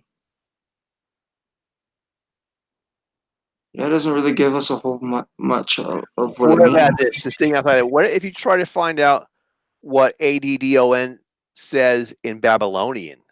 Like if you look at what that is, then maybe it might say something else. Okay, so maybe I open up another. Yeah, if I don't even know where you'd look for that, but I'm just hypothesizing. If you looked up ADDON and translate to ancient Babylonian, maybe it would come up with something. So we can go. I have never read Ancient Babylonian. I'm kind of worried about that, but we can give it a shot.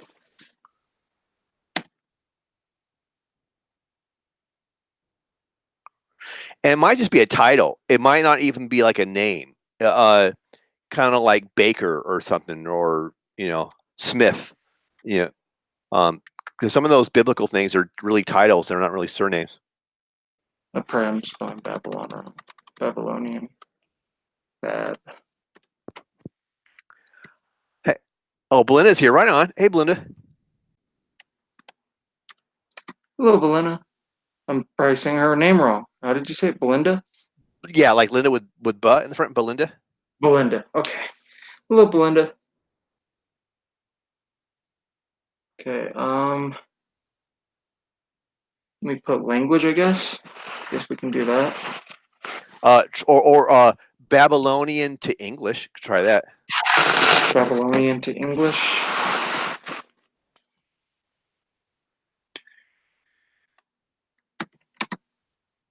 Oh, here we go. Babylonian to English. Here we go. I guess I can do this one. See if this is. Wow. Just type it in here, and then you said it was. Addon. Yep. Okay. See if I can translate that one. Uh, what the heck? It's giving you cuneiform. It looks like. Yeah. Yeah, it gave me their language. That's their language right there. Well, it kind of looks like a electrical outlet thing, a little bit. Oh, it's a trip. It looks like a Babylonian. Sort of looks like a diagram for electric stuff, which It does. isn't that a trip? You know what I mean? Like because I've seen all these you know how like Satan's the prince of the air and all this other stuff.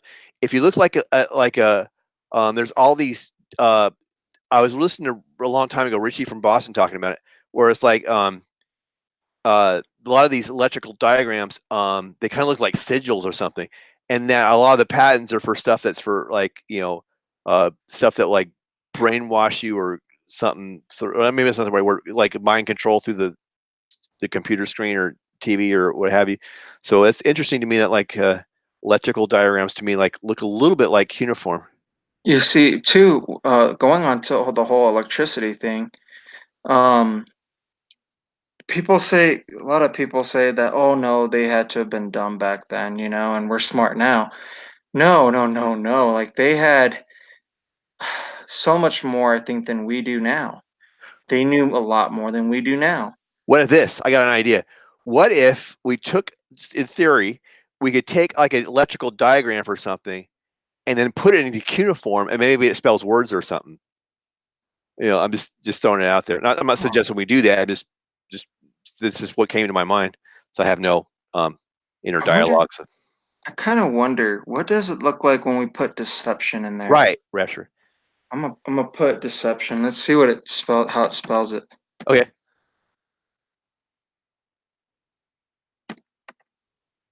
This is really interesting. I like this. We're kind of exploring as we go. Yeah, it's pretty cool. Let's It'd be see. trippy if we like uncover something like that. Look at that's how it looks for deception. Huh. Why does it kind of remind me of like the ancient Hebrew, the Paleo Hebrew, kind of, but just a little different. You know what I'm saying? Yeah, kind of. I hear what you're saying. I agree. It's kind of certainly, leads to other questions. It does. Huh. Why? Okay, so it doesn't give me anything else other than that, though. That's what it looks like, though. So that's cool. Ba- Um. Back up a little bit. Go back to the search Yep. and go back one more. Because Whoa, hold on. One more thing before we all go right. on. Check out this right here, guys. Look at that. That's one of their. That looks like one of their things that they wrote on one of the clay tablets. And then it says the Babylonians, one of the first civilizations, existed at 4,000 to 2,500 years ago. They were very skilled in the arts, science, and mathematics. A very intelligent people and extremely advanced for their time. They valued both mathematics and literature. Wow. You know what's funny too? Like I learned this from you. Is like Esteban is like that. Oh, they're talking about Nimrod too. Look, chess begat Nimrod.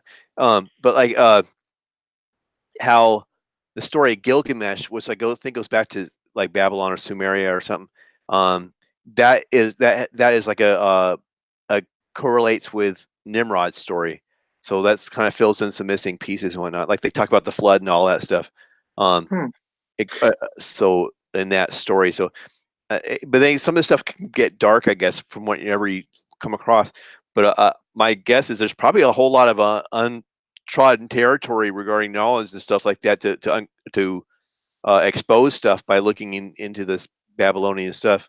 Like, again, I'm not saying it's a good thing, just saying, um, that Well, when you look at Babylonian stuff too, you can kind of get a glimpse of what it might be like when the Antichrist comes on the scene. oh, trippy. I did not know that. Look at Rashford said that Abraham, I did not know any of this, came from Chaldea, from the city state of Ur. I've heard of Ur. I guess back then they had That's city states. Babylonian. Yeah, that's from Babylon. Before that, Sumerian. Whoa.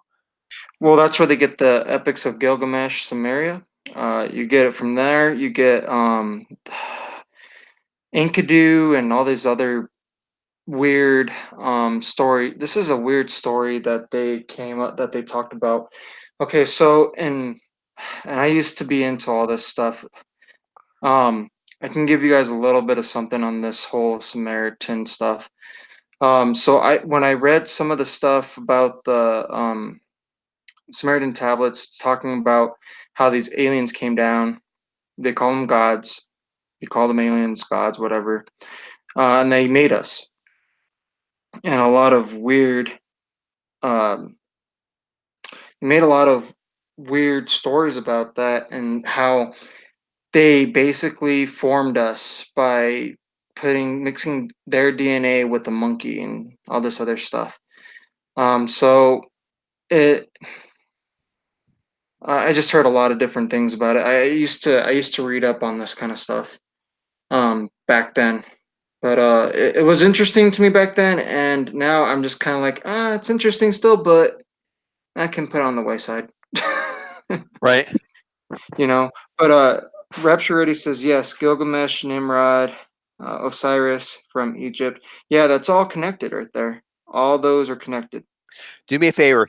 Go back out of this thing. Go back to like a Google search. Uh huh. Here, I'll just exit out of it and put a new one in. Okay. Okay. Now put in translate. Oops. Oh, not two T's. Uh Okay. huh. And then put Babylonian to English rather than English to Babylonian. Oh, I did. I thought I put Babylonian into English. I guess I did it backwards then. My bad.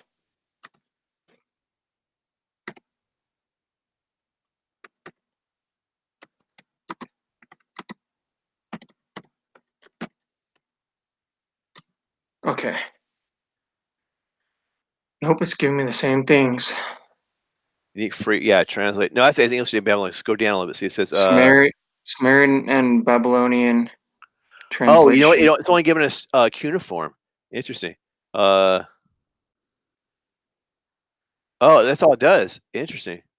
English translation, Babylonian. Wow. Yep. It doesn't give us. That's a Ooh, but trip. look at how cool these ones are. Look at this. When you look at the. There's a Latin alphabet. There's the Greek alphabet. There's the Maya script. There's ruins. Uh, Egyptian hieroglyphs. Hold on, let's check this out real quick. Okay. Yeah, the What hieroglyphs. kind? Yeah, Kind of like I heard people compare emojis today to hieroglyphs. emojis. Yeah. That's Right. that's funny. Right. That was like their ancient texting or something. Uh, that's what they were using. Their hieroglyphs was texting. Here, let's look at this. We'll look at these pictures. Look at that. The different meanings for these. Like right here, that bird is WO. Wow. Like WO without the W. Wow. Whoa. One cool thing too from the Egyptian writings and stuff too, you see helicopters and stuff in there too as well. Uh, so it's very interesting when you look at that kind of stuff because it shows that they actually had um, that they had technology back then, and people were like, "No, there's no way." I'm like, "Well, I mean, if you look at some of their hieroglyphs, I mean, they have helicopters in there, and they have cell phones. One of the hieroglyphs that they showed on the History Channel from Egypt was that they had a cell phone and stuff like that on there. A Oh, picture of a cell phone. check. Belinda read that. Enki and Enlil you're talking about. She's read that. I guess it's a Samaritan text. Is what it is Samaritan. Interesting. Oh yeah, Enki and Elul. Yeah. I've also read the Samaritan text. Awesome. Yeah, so you know what I'm talking about then. You mentioned too, like Cool. rapture ready, like you asked, I also talked about this too, about the Tammuz, like the baby, I guess, right? Yes, Tammuz and Babylonian. Tammuz is the son of Nimrod and Semiramis.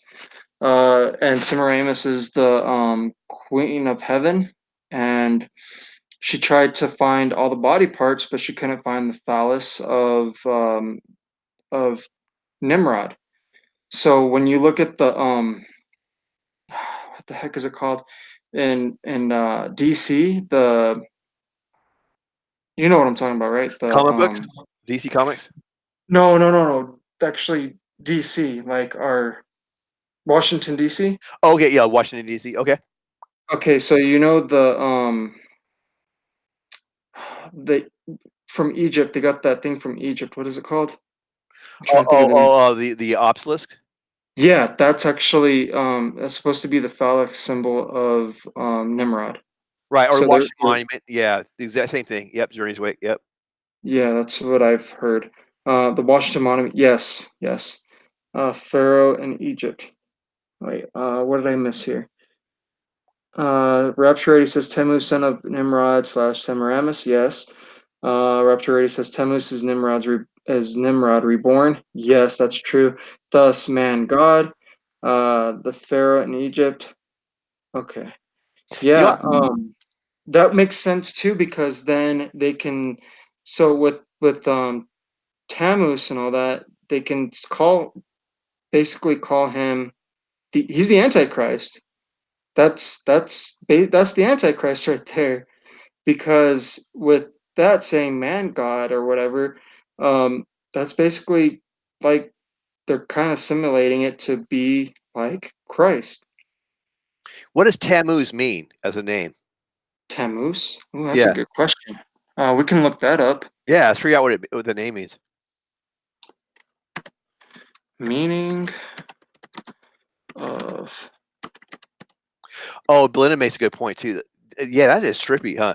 As she says, like there's all these combinations of brothers, like Cain, Abel, Jacob, Esau, Isaac, Ishmael. There is a lot of that, no doubt. look at Through this. Look at all this. Tammuz cross. They're trying to simulate that to being the cross with Jesus Christ. whoa, See all that? It's like this false. You see, that's the Antichrist. It's talking about the Antichrist right there, Tammuz. Um, wow, all these different pictures of it. Look at this. It says, notice the halo, uh, nimbus or sun disk. Babylonian Semiramis and Nimrod slash Tammuz. A halo or sun disk about the head denotes sun god worship. Yeah, and then if you look at this one right here too, look right there. They're saying that's baby Jesus, and they're saying that right there is Mary. hmm And the ISIS. that's not Mary and that's not Jesus. That's Tammuz and that's Semiramis. Hey, before we go any further though, Yeah, can we talk a little bit about what Belinda said? That's to me is yeah. intriguing. She's talking about like I didn't really notice that before, but she's right though. There's a lot of that brother thing going on, like Cain, Abel, Jacob, Esau, Isaac, Ishmael, and to some, she didn't mention this one, but like, what about like she said the second born always gets a blessing rather than the firstborn. Oh my God, she's right, right? Well, Isn't that? you want to know what that means though? I do. What's that? What do you get out of that? Okay, so for me, what I get out of that is the firstborn in Adam, the secondborn. You get the blessing because that's the second rebirth. Which, when you believe on Jesus Christ, you have the Holy Spirit in you. Oh yeah, you're right. You're right. You're right. You're right. It's like the second Adam, huh?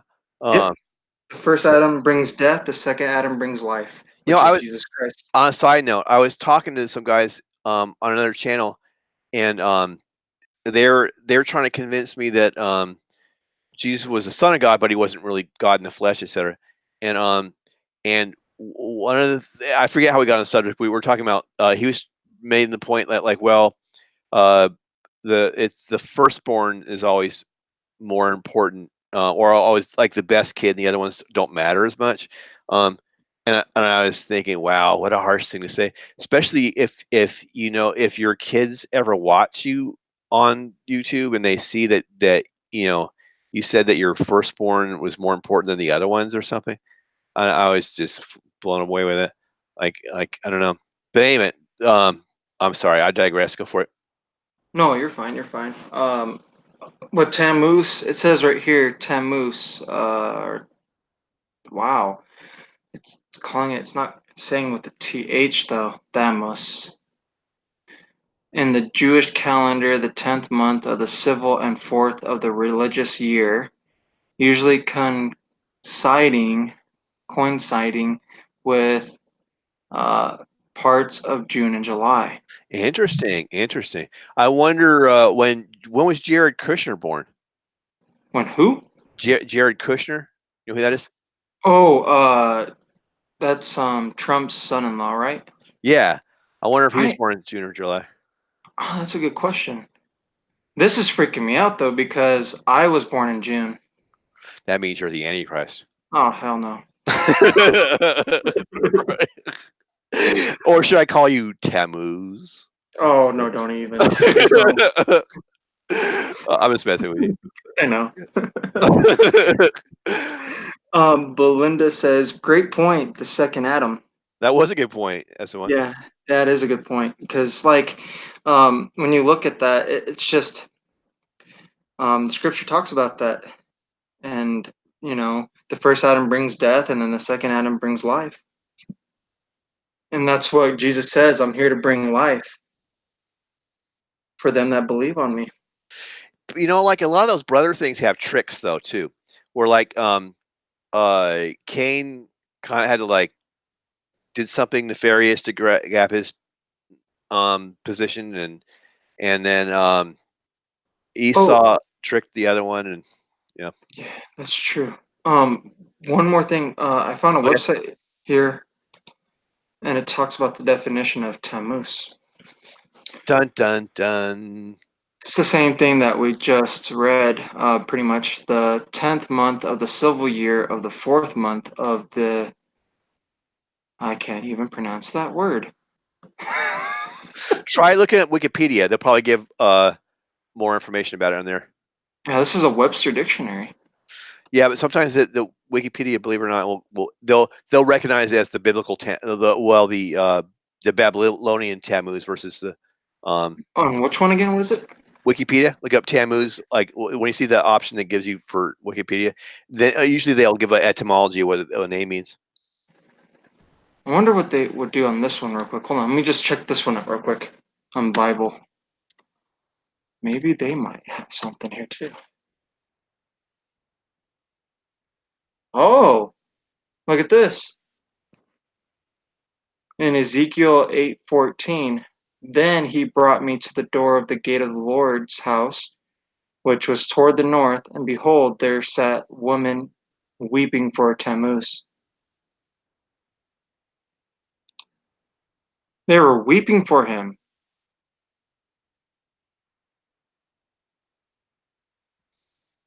That was like a I think that was there's Egyptian rituals that are similar to that too, where they would have professional mourners that would Sprout of life. interesting. Wow. Wow, wow, wow. Oh, it's a deity of vegetation or something. Oh, that makes sense, like the reborn sun or something. I told you, the Antichrist. But you know what's weird is that like they had that in the Israeli calendar or whatever it is. They mentioned they also mentioned Tammuz as being like if you read that, it says something about Adonis or something. Um, with women lamentations, which is probably related to this Egyptian ritual for Osiris. I think they did something like that, where they had professional women who they got paid to cry, or something. Um, in the fourth month of every year, so with a new moon in July. Interesting. It's like a vegetation thing. You know how like a lot of pagan stuff is all about the sun is the old sun and the new sun and gets reborn. You know, it's like with like I guess in the ancient um civilizations they had like what's the other one that was like that?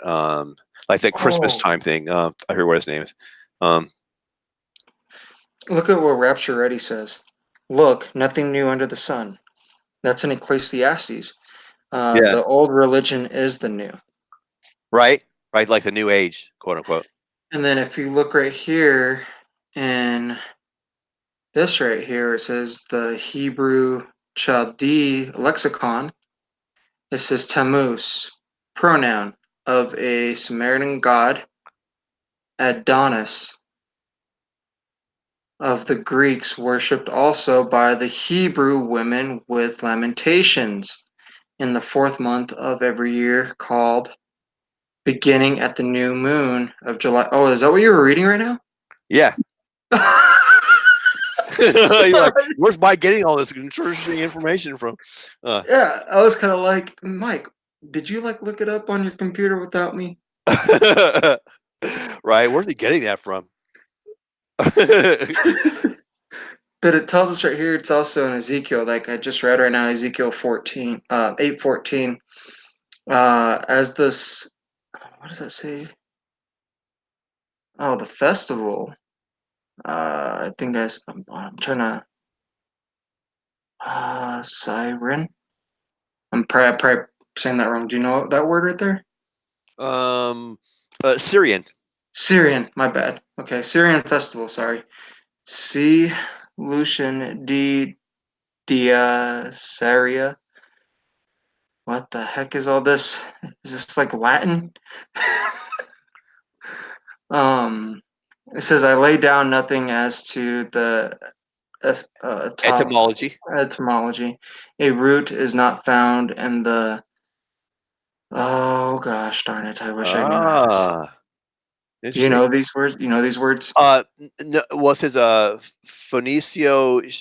Basically, what it means is like Phoenician or Semitic language. I Oh, don't know how to languages. pronounce. Yeah, that's what they're saying. I don't know how to pronounce the word either. I think I'm just going to guess Phoenicio Shemitic, but what it means is Phoenician or Semitic languages. So it doesn't have like that. Semitic is like Hebrew and stuff like that. So that means the origin isn't from Hebrew. It's like it's that root doesn't come from it's not indigenous to that language. So that means it's probably from Babylonian or something. I'm And just it's guessing. yeah, and then it says it may be that it is from the root denoting fear or fearful. Hmm. Wow. Or Chinese, right? Or Maybe. Chinese. Maybe. It's, You never know. Or Greek. yeah. Yeah, maybe Greek though. That's possible. And then Rapture already says, I actually believe Nimrod was the first Antichrist, a pre and Latin too. Yep. yeah, Latin. attempt before Christ came.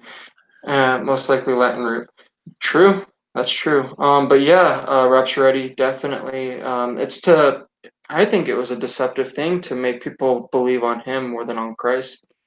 Right. Nimrod means he who rebels. I don't think that was his name though. I think that's like the title. I don't think Nimrod's a name. I think it's a description. So you don't think Nimrod was actually his name? No, I don't. I think and I'm not an expert in any of this stuff, but I've done a little research on this stuff, and they according actually in the Bible, there's a lot of things like that that are not really names but descriptions of people. So I don't think like who would name their kid Rebellion? You know what I'm saying? I mean that doesn't make sense to me. So it may just be like the way they described him. Huh. I mean, like for me, like who would name me Crown or King? Come on, that's kind of weird. Not really. I think it's kind of cool. To name like a kid King or so, like isn't that like a name? Is like in Spanish something like Rhea or something or something? Um, Right? and then like, well, look at my name. I'm named after an angel. So, there you go. Or actually, like the word Natalie means Christmas, like nativity. Christmas. Yeah, What? yeah. I didn't know So, that. yeah, it was like nativity or something, natal. So, um, who knows? Some of or people were named like Heather after a flower. You know what I mean? Or something. So, um, Well, I actually talked to somebody. They were working over at Carl's Jr. and Nimrod the Dipside Six. I I went to Carl's Jr. for lunch a Uh huh. couple days ago, Yeah. and her name was Sophia. And I Uh huh. go, hey, interesting, like, name. I told her, and she's like, why is it interesting? I said, because did you know that Sophia means wisdom in Greek? And she's like, really? And I said, yeah. That's an interesting fact, just to let you know. I know it's kind of random, but hey, just want to let you know. She's like, Right. cool. My name means wisdom. Yeah. Right. And So then the I name. made Yeah. The name Kaylee means party. So there's all kinds of different things names mean. That's pretty cool when you think about it. When you look at people's names and stuff and what they mean. Oh, actually, now you mention it, like word king or whatever. That's a lot of like like Hindu Indian names are king. They call it like Raj. That means like king. So a lot of people are named Raj or Raja or something. That means king. Huh. Raj means king. Yeah, Raj. It's actually now, and I think about it, it's one of those words that have a connection to Indo-European languages because, believe it or not, Sanskrit is related to ancient Persian language, which is related to other Indo-European languages. So Raj is kind of related to like regal, like royal or something, like those kind of words. So yeah, so you're talking about your name being king. It's not uncommon. A lot of people cultures do that, including, I guess, India. Wow. Yeah, that's wow. I remember too. So you know how the Bible talks about like they were feeding their idols and stuff. Yeah. Uh huh. So we used to have people that lived here across the way from my house, and they were from India. And we went to go eat over there one time when I was in high school still. I think I was like a junior in high school. Uh huh. And I actually got to see the little statues that they had. And they actually fed it to them while we were eating with them. Interesting. It freaked me out. I was like, whoa, what the heck, dude? Like, they're really, this stuff that the Bible talks about is like it's right in front of me right here what they're doing. They're feeding the food to these idols. They actually think that they're gonna eat it. Well, actually, that's not uncommon though. I agree. It's evil. Don't get me wrong. Um, but in Ireland, they used to do that too. Or like where but it'd be different. But like what would they do is like say like it's certain times of year or whatever they would put out like I'm sure they're not the only culture that's done it. But like what they'll do is I'm not saying it's a good thing. I'm just saying there's other examples of it where they put out like food or milk or whatever it is to appease the fairies or whatever. Um, and so that way, they, I guess, wouldn't hurt their crops or whatever the thing is. Um, and again, I think it's a bad thing. I'm not advocating anything like this, but so it was like a similar thing. Matter of fact, what was interesting about that culture too is like if you wanted to like, there's all these stories and whatnot related to like fairy tales and whatnot. And if you um, according to them, if you wanted to like say, I forget what it is, if you're trying to avoid fairies that are attacking you, or you're trying to see them or whatever. Um, what one of the things you could do is if you put your clothes on backwards, then it helps you see them or something. And that's kind of like it reminds me of like uh the movie Stranger Things, where they go to the upside down world and it also reminds me of like Aleister Crowley, where they teach people to talk backwards or whatever. So there's something about that and all those kind of belief systems are interconnected back to Nephilim or whatever anyway. So, like you said, you brought up like the Hindus or whatever the thing is, and that's related to paganism and you name it, wherever part of the world you're in, whether it's Aztecs or you know Siberia or whatever the Africa, you name it, wherever you're at, anything that isn't Christ is not of that truth. Yeah, it's they tried to and a lot of these religions and stuff, they try to make it look good to where people get hooked, line, and synced into it. Uh huh. So it's like, well, in man's eyes, because it tells us that the carnal man can't understand the spiritual things of the scriptures and stuff. I'm paraphrasing it again, Okay. basically. So I'm not really. I'm trying to remember exactly where it is in there, but um, it they are thinking they're doing right by God by doing these good things. They think it's good in man's eyes. They think, well, hey, I'm doing these good things to show God that I'm appeasing him. Um, or these gods, you can call them different gods too, Hmm. because a lot of religions believe that. Hmm. So it's kind of freaky when you look at it that way, like, you know, when I was a kid growing up too, like I didn't notice that until I went over to my neighbor's house and they were eating and they were feeding their idols these things. And I was like, dude, like, it made me really look at the scripture a little bit more and going, what, this stuff is actually still happening today. And we don't even realize it in America, you know? Yeah. Yeah. At least I don't think a lot of people do, but they might know exactly because, like I said, I don't know for sure what everybody else is, but I can speak for myself. I didn't really think anything of it as a Oh man, teenager. check this out. Right, Rapture Ready. He was talking about he's got a friend who was into Viking Odin stuff. And I guess he soaks his bread in blood. Like, yeah, that is pretty Ooh, extreme. Like that. what the heck? Yeah, that's out there for sure. Did you know too that in the ancient times and stuff too, they used to when they would go to war, they when they would kill somebody, they would chop they would get their head and they would scrape it up and cut the skull in the right kind of diameter, grab their blood from the victim that they just killed, pour it into their skull that they just cut off of them, and drink it, declaring that they just beat them in battle. Yeah, all kinds of weird stuff like that. Like headhunters and not just in like Africa or South America or something, but like there's a lot of Europe and a lot of stuff like that. I guess with weird rituals regarding that sort of thing. Yeah, that's true. And then Belinda says Hollywood is very aware of their rituals. Yeah, I Rapture agree. Ready, yeah, and Rapture Ready says it is like a hunter thing.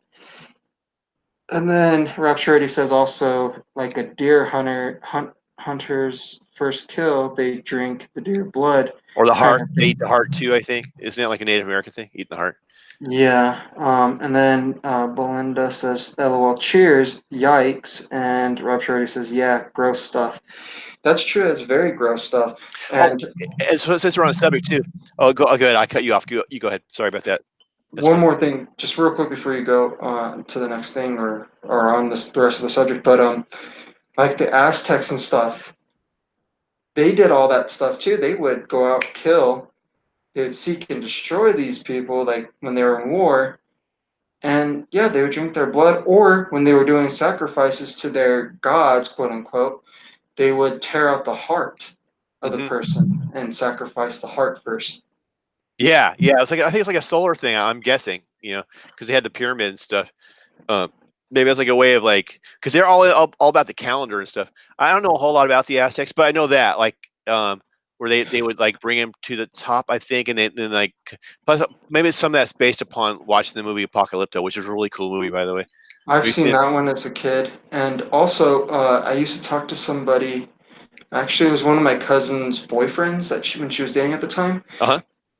Apparently, he had Aztec blood in him. He found out, Okay. and he was looking in the history of the Aztecs, and he said that the solar moon and like the sun and stuff like that and the stars, Uh-huh. they would do mathematics with all that, and they would do their sacrifices and everything like that, connecting to the solar systems and stuff, That and they seems like. just Go ahead. I'm sorry, Esma. oh, just one more thing, they just knew from the mathematics when to sacrifice to their gods for the harvest, for all these different things. Yeah, that's a trip. Like how advanced they were mathematically in some ways. Like just like what a amazing culture they had. But I don't admire the um No, all the no, it stuff that was goes with it. yeah. Sorry about that. Yeah, no, he was just telling me just like historical things, and I was like, oh, that's interesting. But like I'm in high school, or no, I was in middle school when he was telling me that, and I was kind of like, whatever, like cool, not cool, whatever. That's interesting, but like I was a kid, so I was like, I don't need to hear it.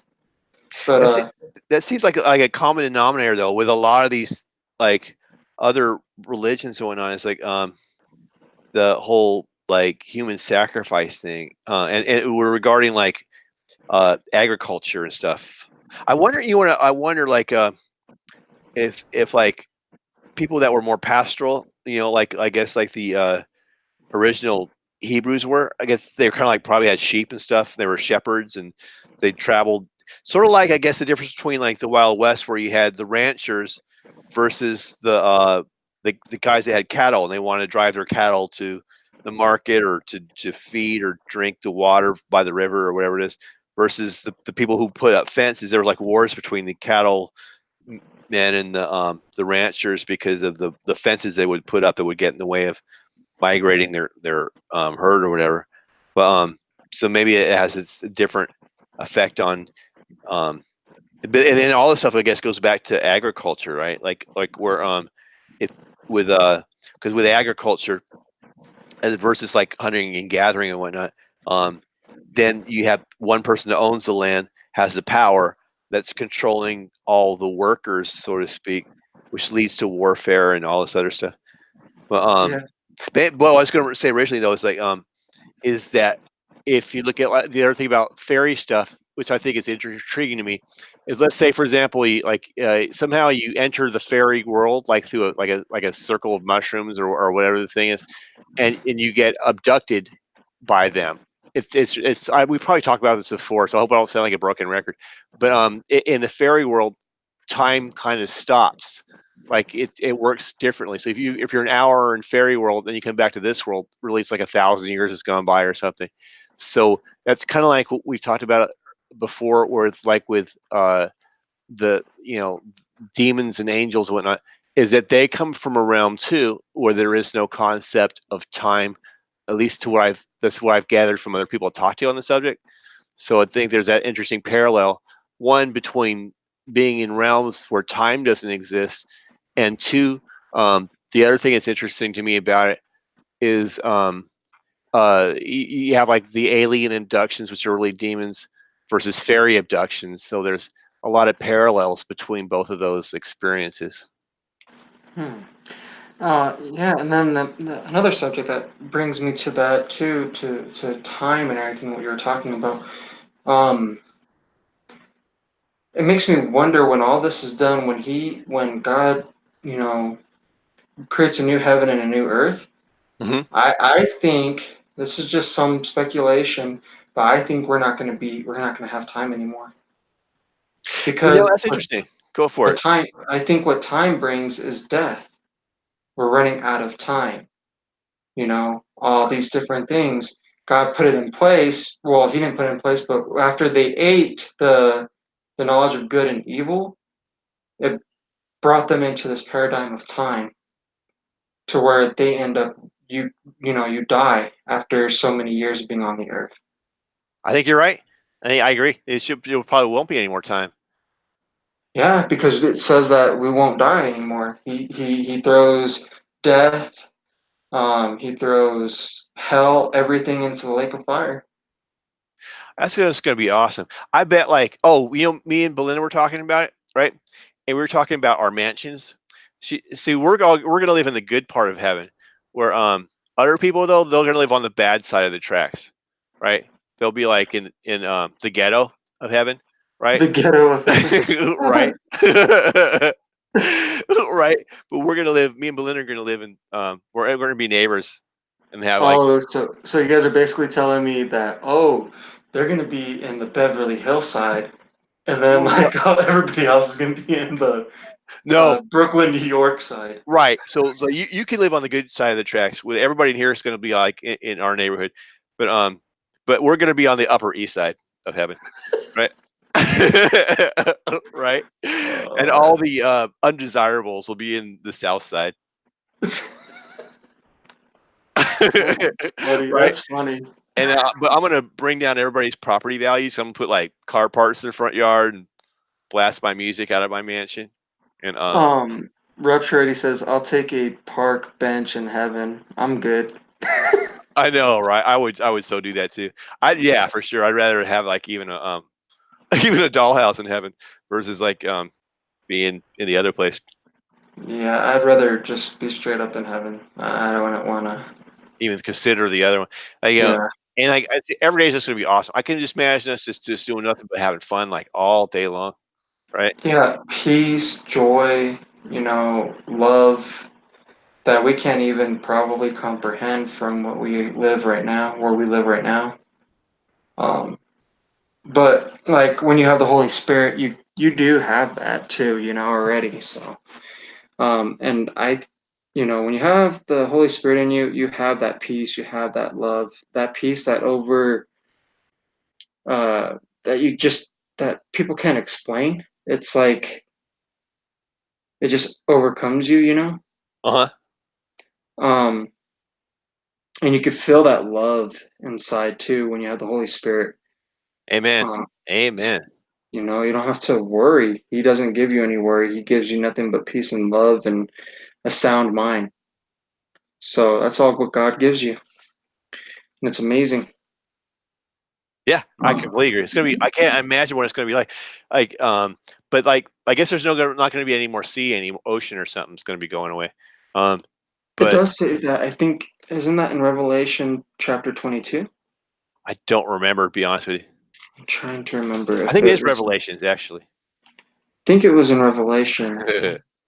Belinda wants her own crown. I just want my crown. Kidding, She'll be kinda. the queen of our neighborhood, We all get crowns and stuff. It tells us that in the scripture. right? With Um, grills, right? We like yeah, we'll like have a our what?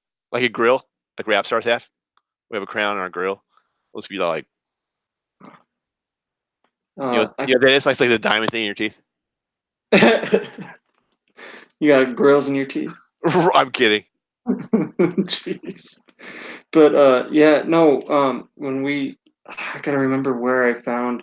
I was looking in the scripture because I was curious, like where do we find? Wait, am I still screen sharing? I am still screen sharing. All right. Actually, let's look up the crowns. All right, mine's gonna be bigger than yours. I'm gonna have a huge crown. Just kidding. Let's see here. Crowns. Okay.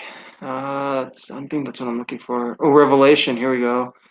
Chapter 4, verse 4. And round about the throne were 24 seats, and upon the seats I saw 24 elders sitting, clothed in white raiment, and they had on their heads crowns of gold.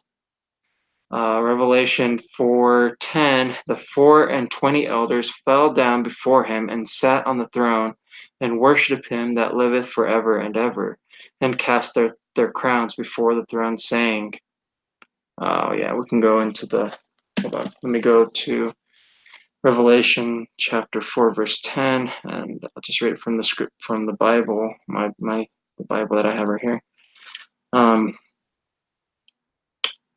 4 verse 11. The throne and saying, thou art worthy, O Lord, to receive glory and honor and power, for thou hast created all things, and for thy pleasure they are that were created. Wow. And then if you look down right here in Revelations 12:3, and there appeared another wonder in heaven, and behold, a great dragon having 7 heads and 10 horns, and 7 crowns upon his head. That's talking about, I think that's like the kingdoms and stuff of this world. Um, See Revelation 13:1, and I stood upon the sand in the sea and saw a beast rise up out of the sea, having 7 heads, 10 horns, and upon the horns 10 crowns, and upon his head the name of blasphemy. Ooh. And then Revelation 19:12, his eyes were as a flame of fire, and his head were many crowns, and he had a name written that no man knew but he himself. That's Jesus Christ right there. You know what's funny about that too is that Hmm. like for all that like time spent about, well, I don't know. I'll get into this some other time. Yeah, I was trying to look for the crowns though, like that we earn. What do I put in there? Crowns earned, I guess. Maybe that Do would work. do you think we'll have to do any work in heaven, uh, or you think we're just gonna like just be chilling 24/7, like playing Uh, games and well, if you look in Genesis in the first couple chapters, I know I can't remember what chapter exactly, but he told them to maintain the garden. Remember? oh yeah, maybe like have a new Garden of Eden or something. Yes, because when you hear about Abraham's bosom, it's talking about paradise. Okay, well, that's gonna be nice. Yes. So like because if you remember the what was it? The rich man and Lazarus? I think that's Uh-huh. what it is. Remember Yeah. he was like, can you come over here and give me like water to put on my tongue because I'm like dying of thirst? Uh-huh. I'm paraphrasing it again, but Yeah. on the other side, he has all these good things now, Lazarus does. And he goes, remember in your lifetime you had all this wonderful stuff, but Lazarus didn't. Now Lazarus is resting and you are over there suffering, is All right. basically what Abraham was telling him. So it's like we'll get to be resting with God, we're not worried anymore about all this painful stuff we're going through in this life. Rapture already said that he thinks that we'll be doing work that we love, so it's not really work per se. Like, Without fatigue. yeah. Uh, think if you work at something you love, it is not like work. Yeah, it's true. Like when we read the scriptures and stuff like that, like that's because if you read in Second Timothy 2:15, let's just go to Second Timothy 2:15. Second Tim 2:15. It tells us, study to show thyself approved unto God, a workman that needeth not to be ashamed, rightly dividing the word of truth. You see, we love to do this. It's like something that God puts in our heart. We love to go off and read his word. That's workmanship. A workman that needeth not to be ashamed. So, I mean, I think it's going to be amazing. We get to do stuff. He's gonna figure it all out. He'll tell us what we're probably going to end up doing when you think about it.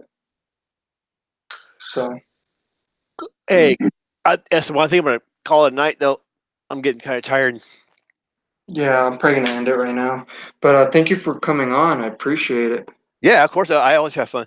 And then hopefully you can join my stream on Friday because we're going to talk about uh, division in the church. So I asked Jason to come on too, but regardless, you and me can go on. We can talk about it.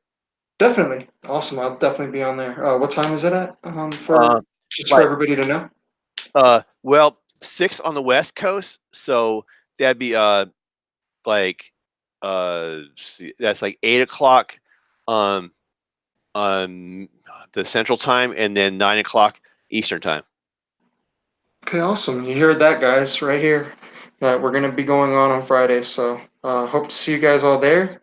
Have a good night and God bless. And if you have anything else you want to say, Mike, before we end it, Yeah, go ahead. just wanted to say, have a good night to Rapture Ready, and uh, then to like Paula. I think Paula. I know she's on here later, but she might go back and listen. It was nice to meet her too. And and William. He's not in here anymore either, but I hope William has a good night. Um, and let's see. Did I miss anybody who was in here earlier? I think that's it. And then or anybody else who's listening, but we don't see them in here right now. And of course, Belinda. We'll probably talk later tonight, Belinda. And I just want to let you know I appreciate you. Hey, Salta's in here, right? Cool.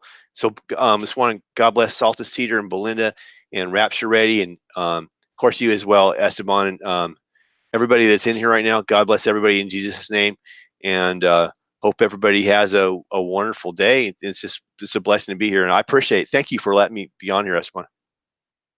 It was a pleasure. It was awesome to have you on. Like always, Mike. Okay, cool. Well, I guess we'll at the very it's at unless we talk tomorrow, then I'll look forward to seeing you on Friday. Definitely. If you want to come on again tomorrow, we can. We could do another show. We can probably do it on one single subject if you want to. Okay, it sounds good. I have to find out because I'm talking to Jason tomorrow. He was gonna later, Mike. God bless you too, Mike. He was gonna talk to me about we're gonna do like a work on some like a script to do as a skit, and so we're trying to come together with some ideas to work on that. So I might do that tomorrow, but I might not because I got to talk to him.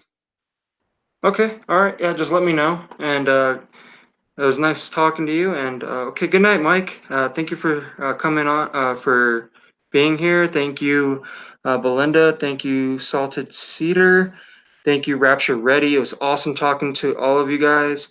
And also thank you, Paula. Hopefully you see this too at the end.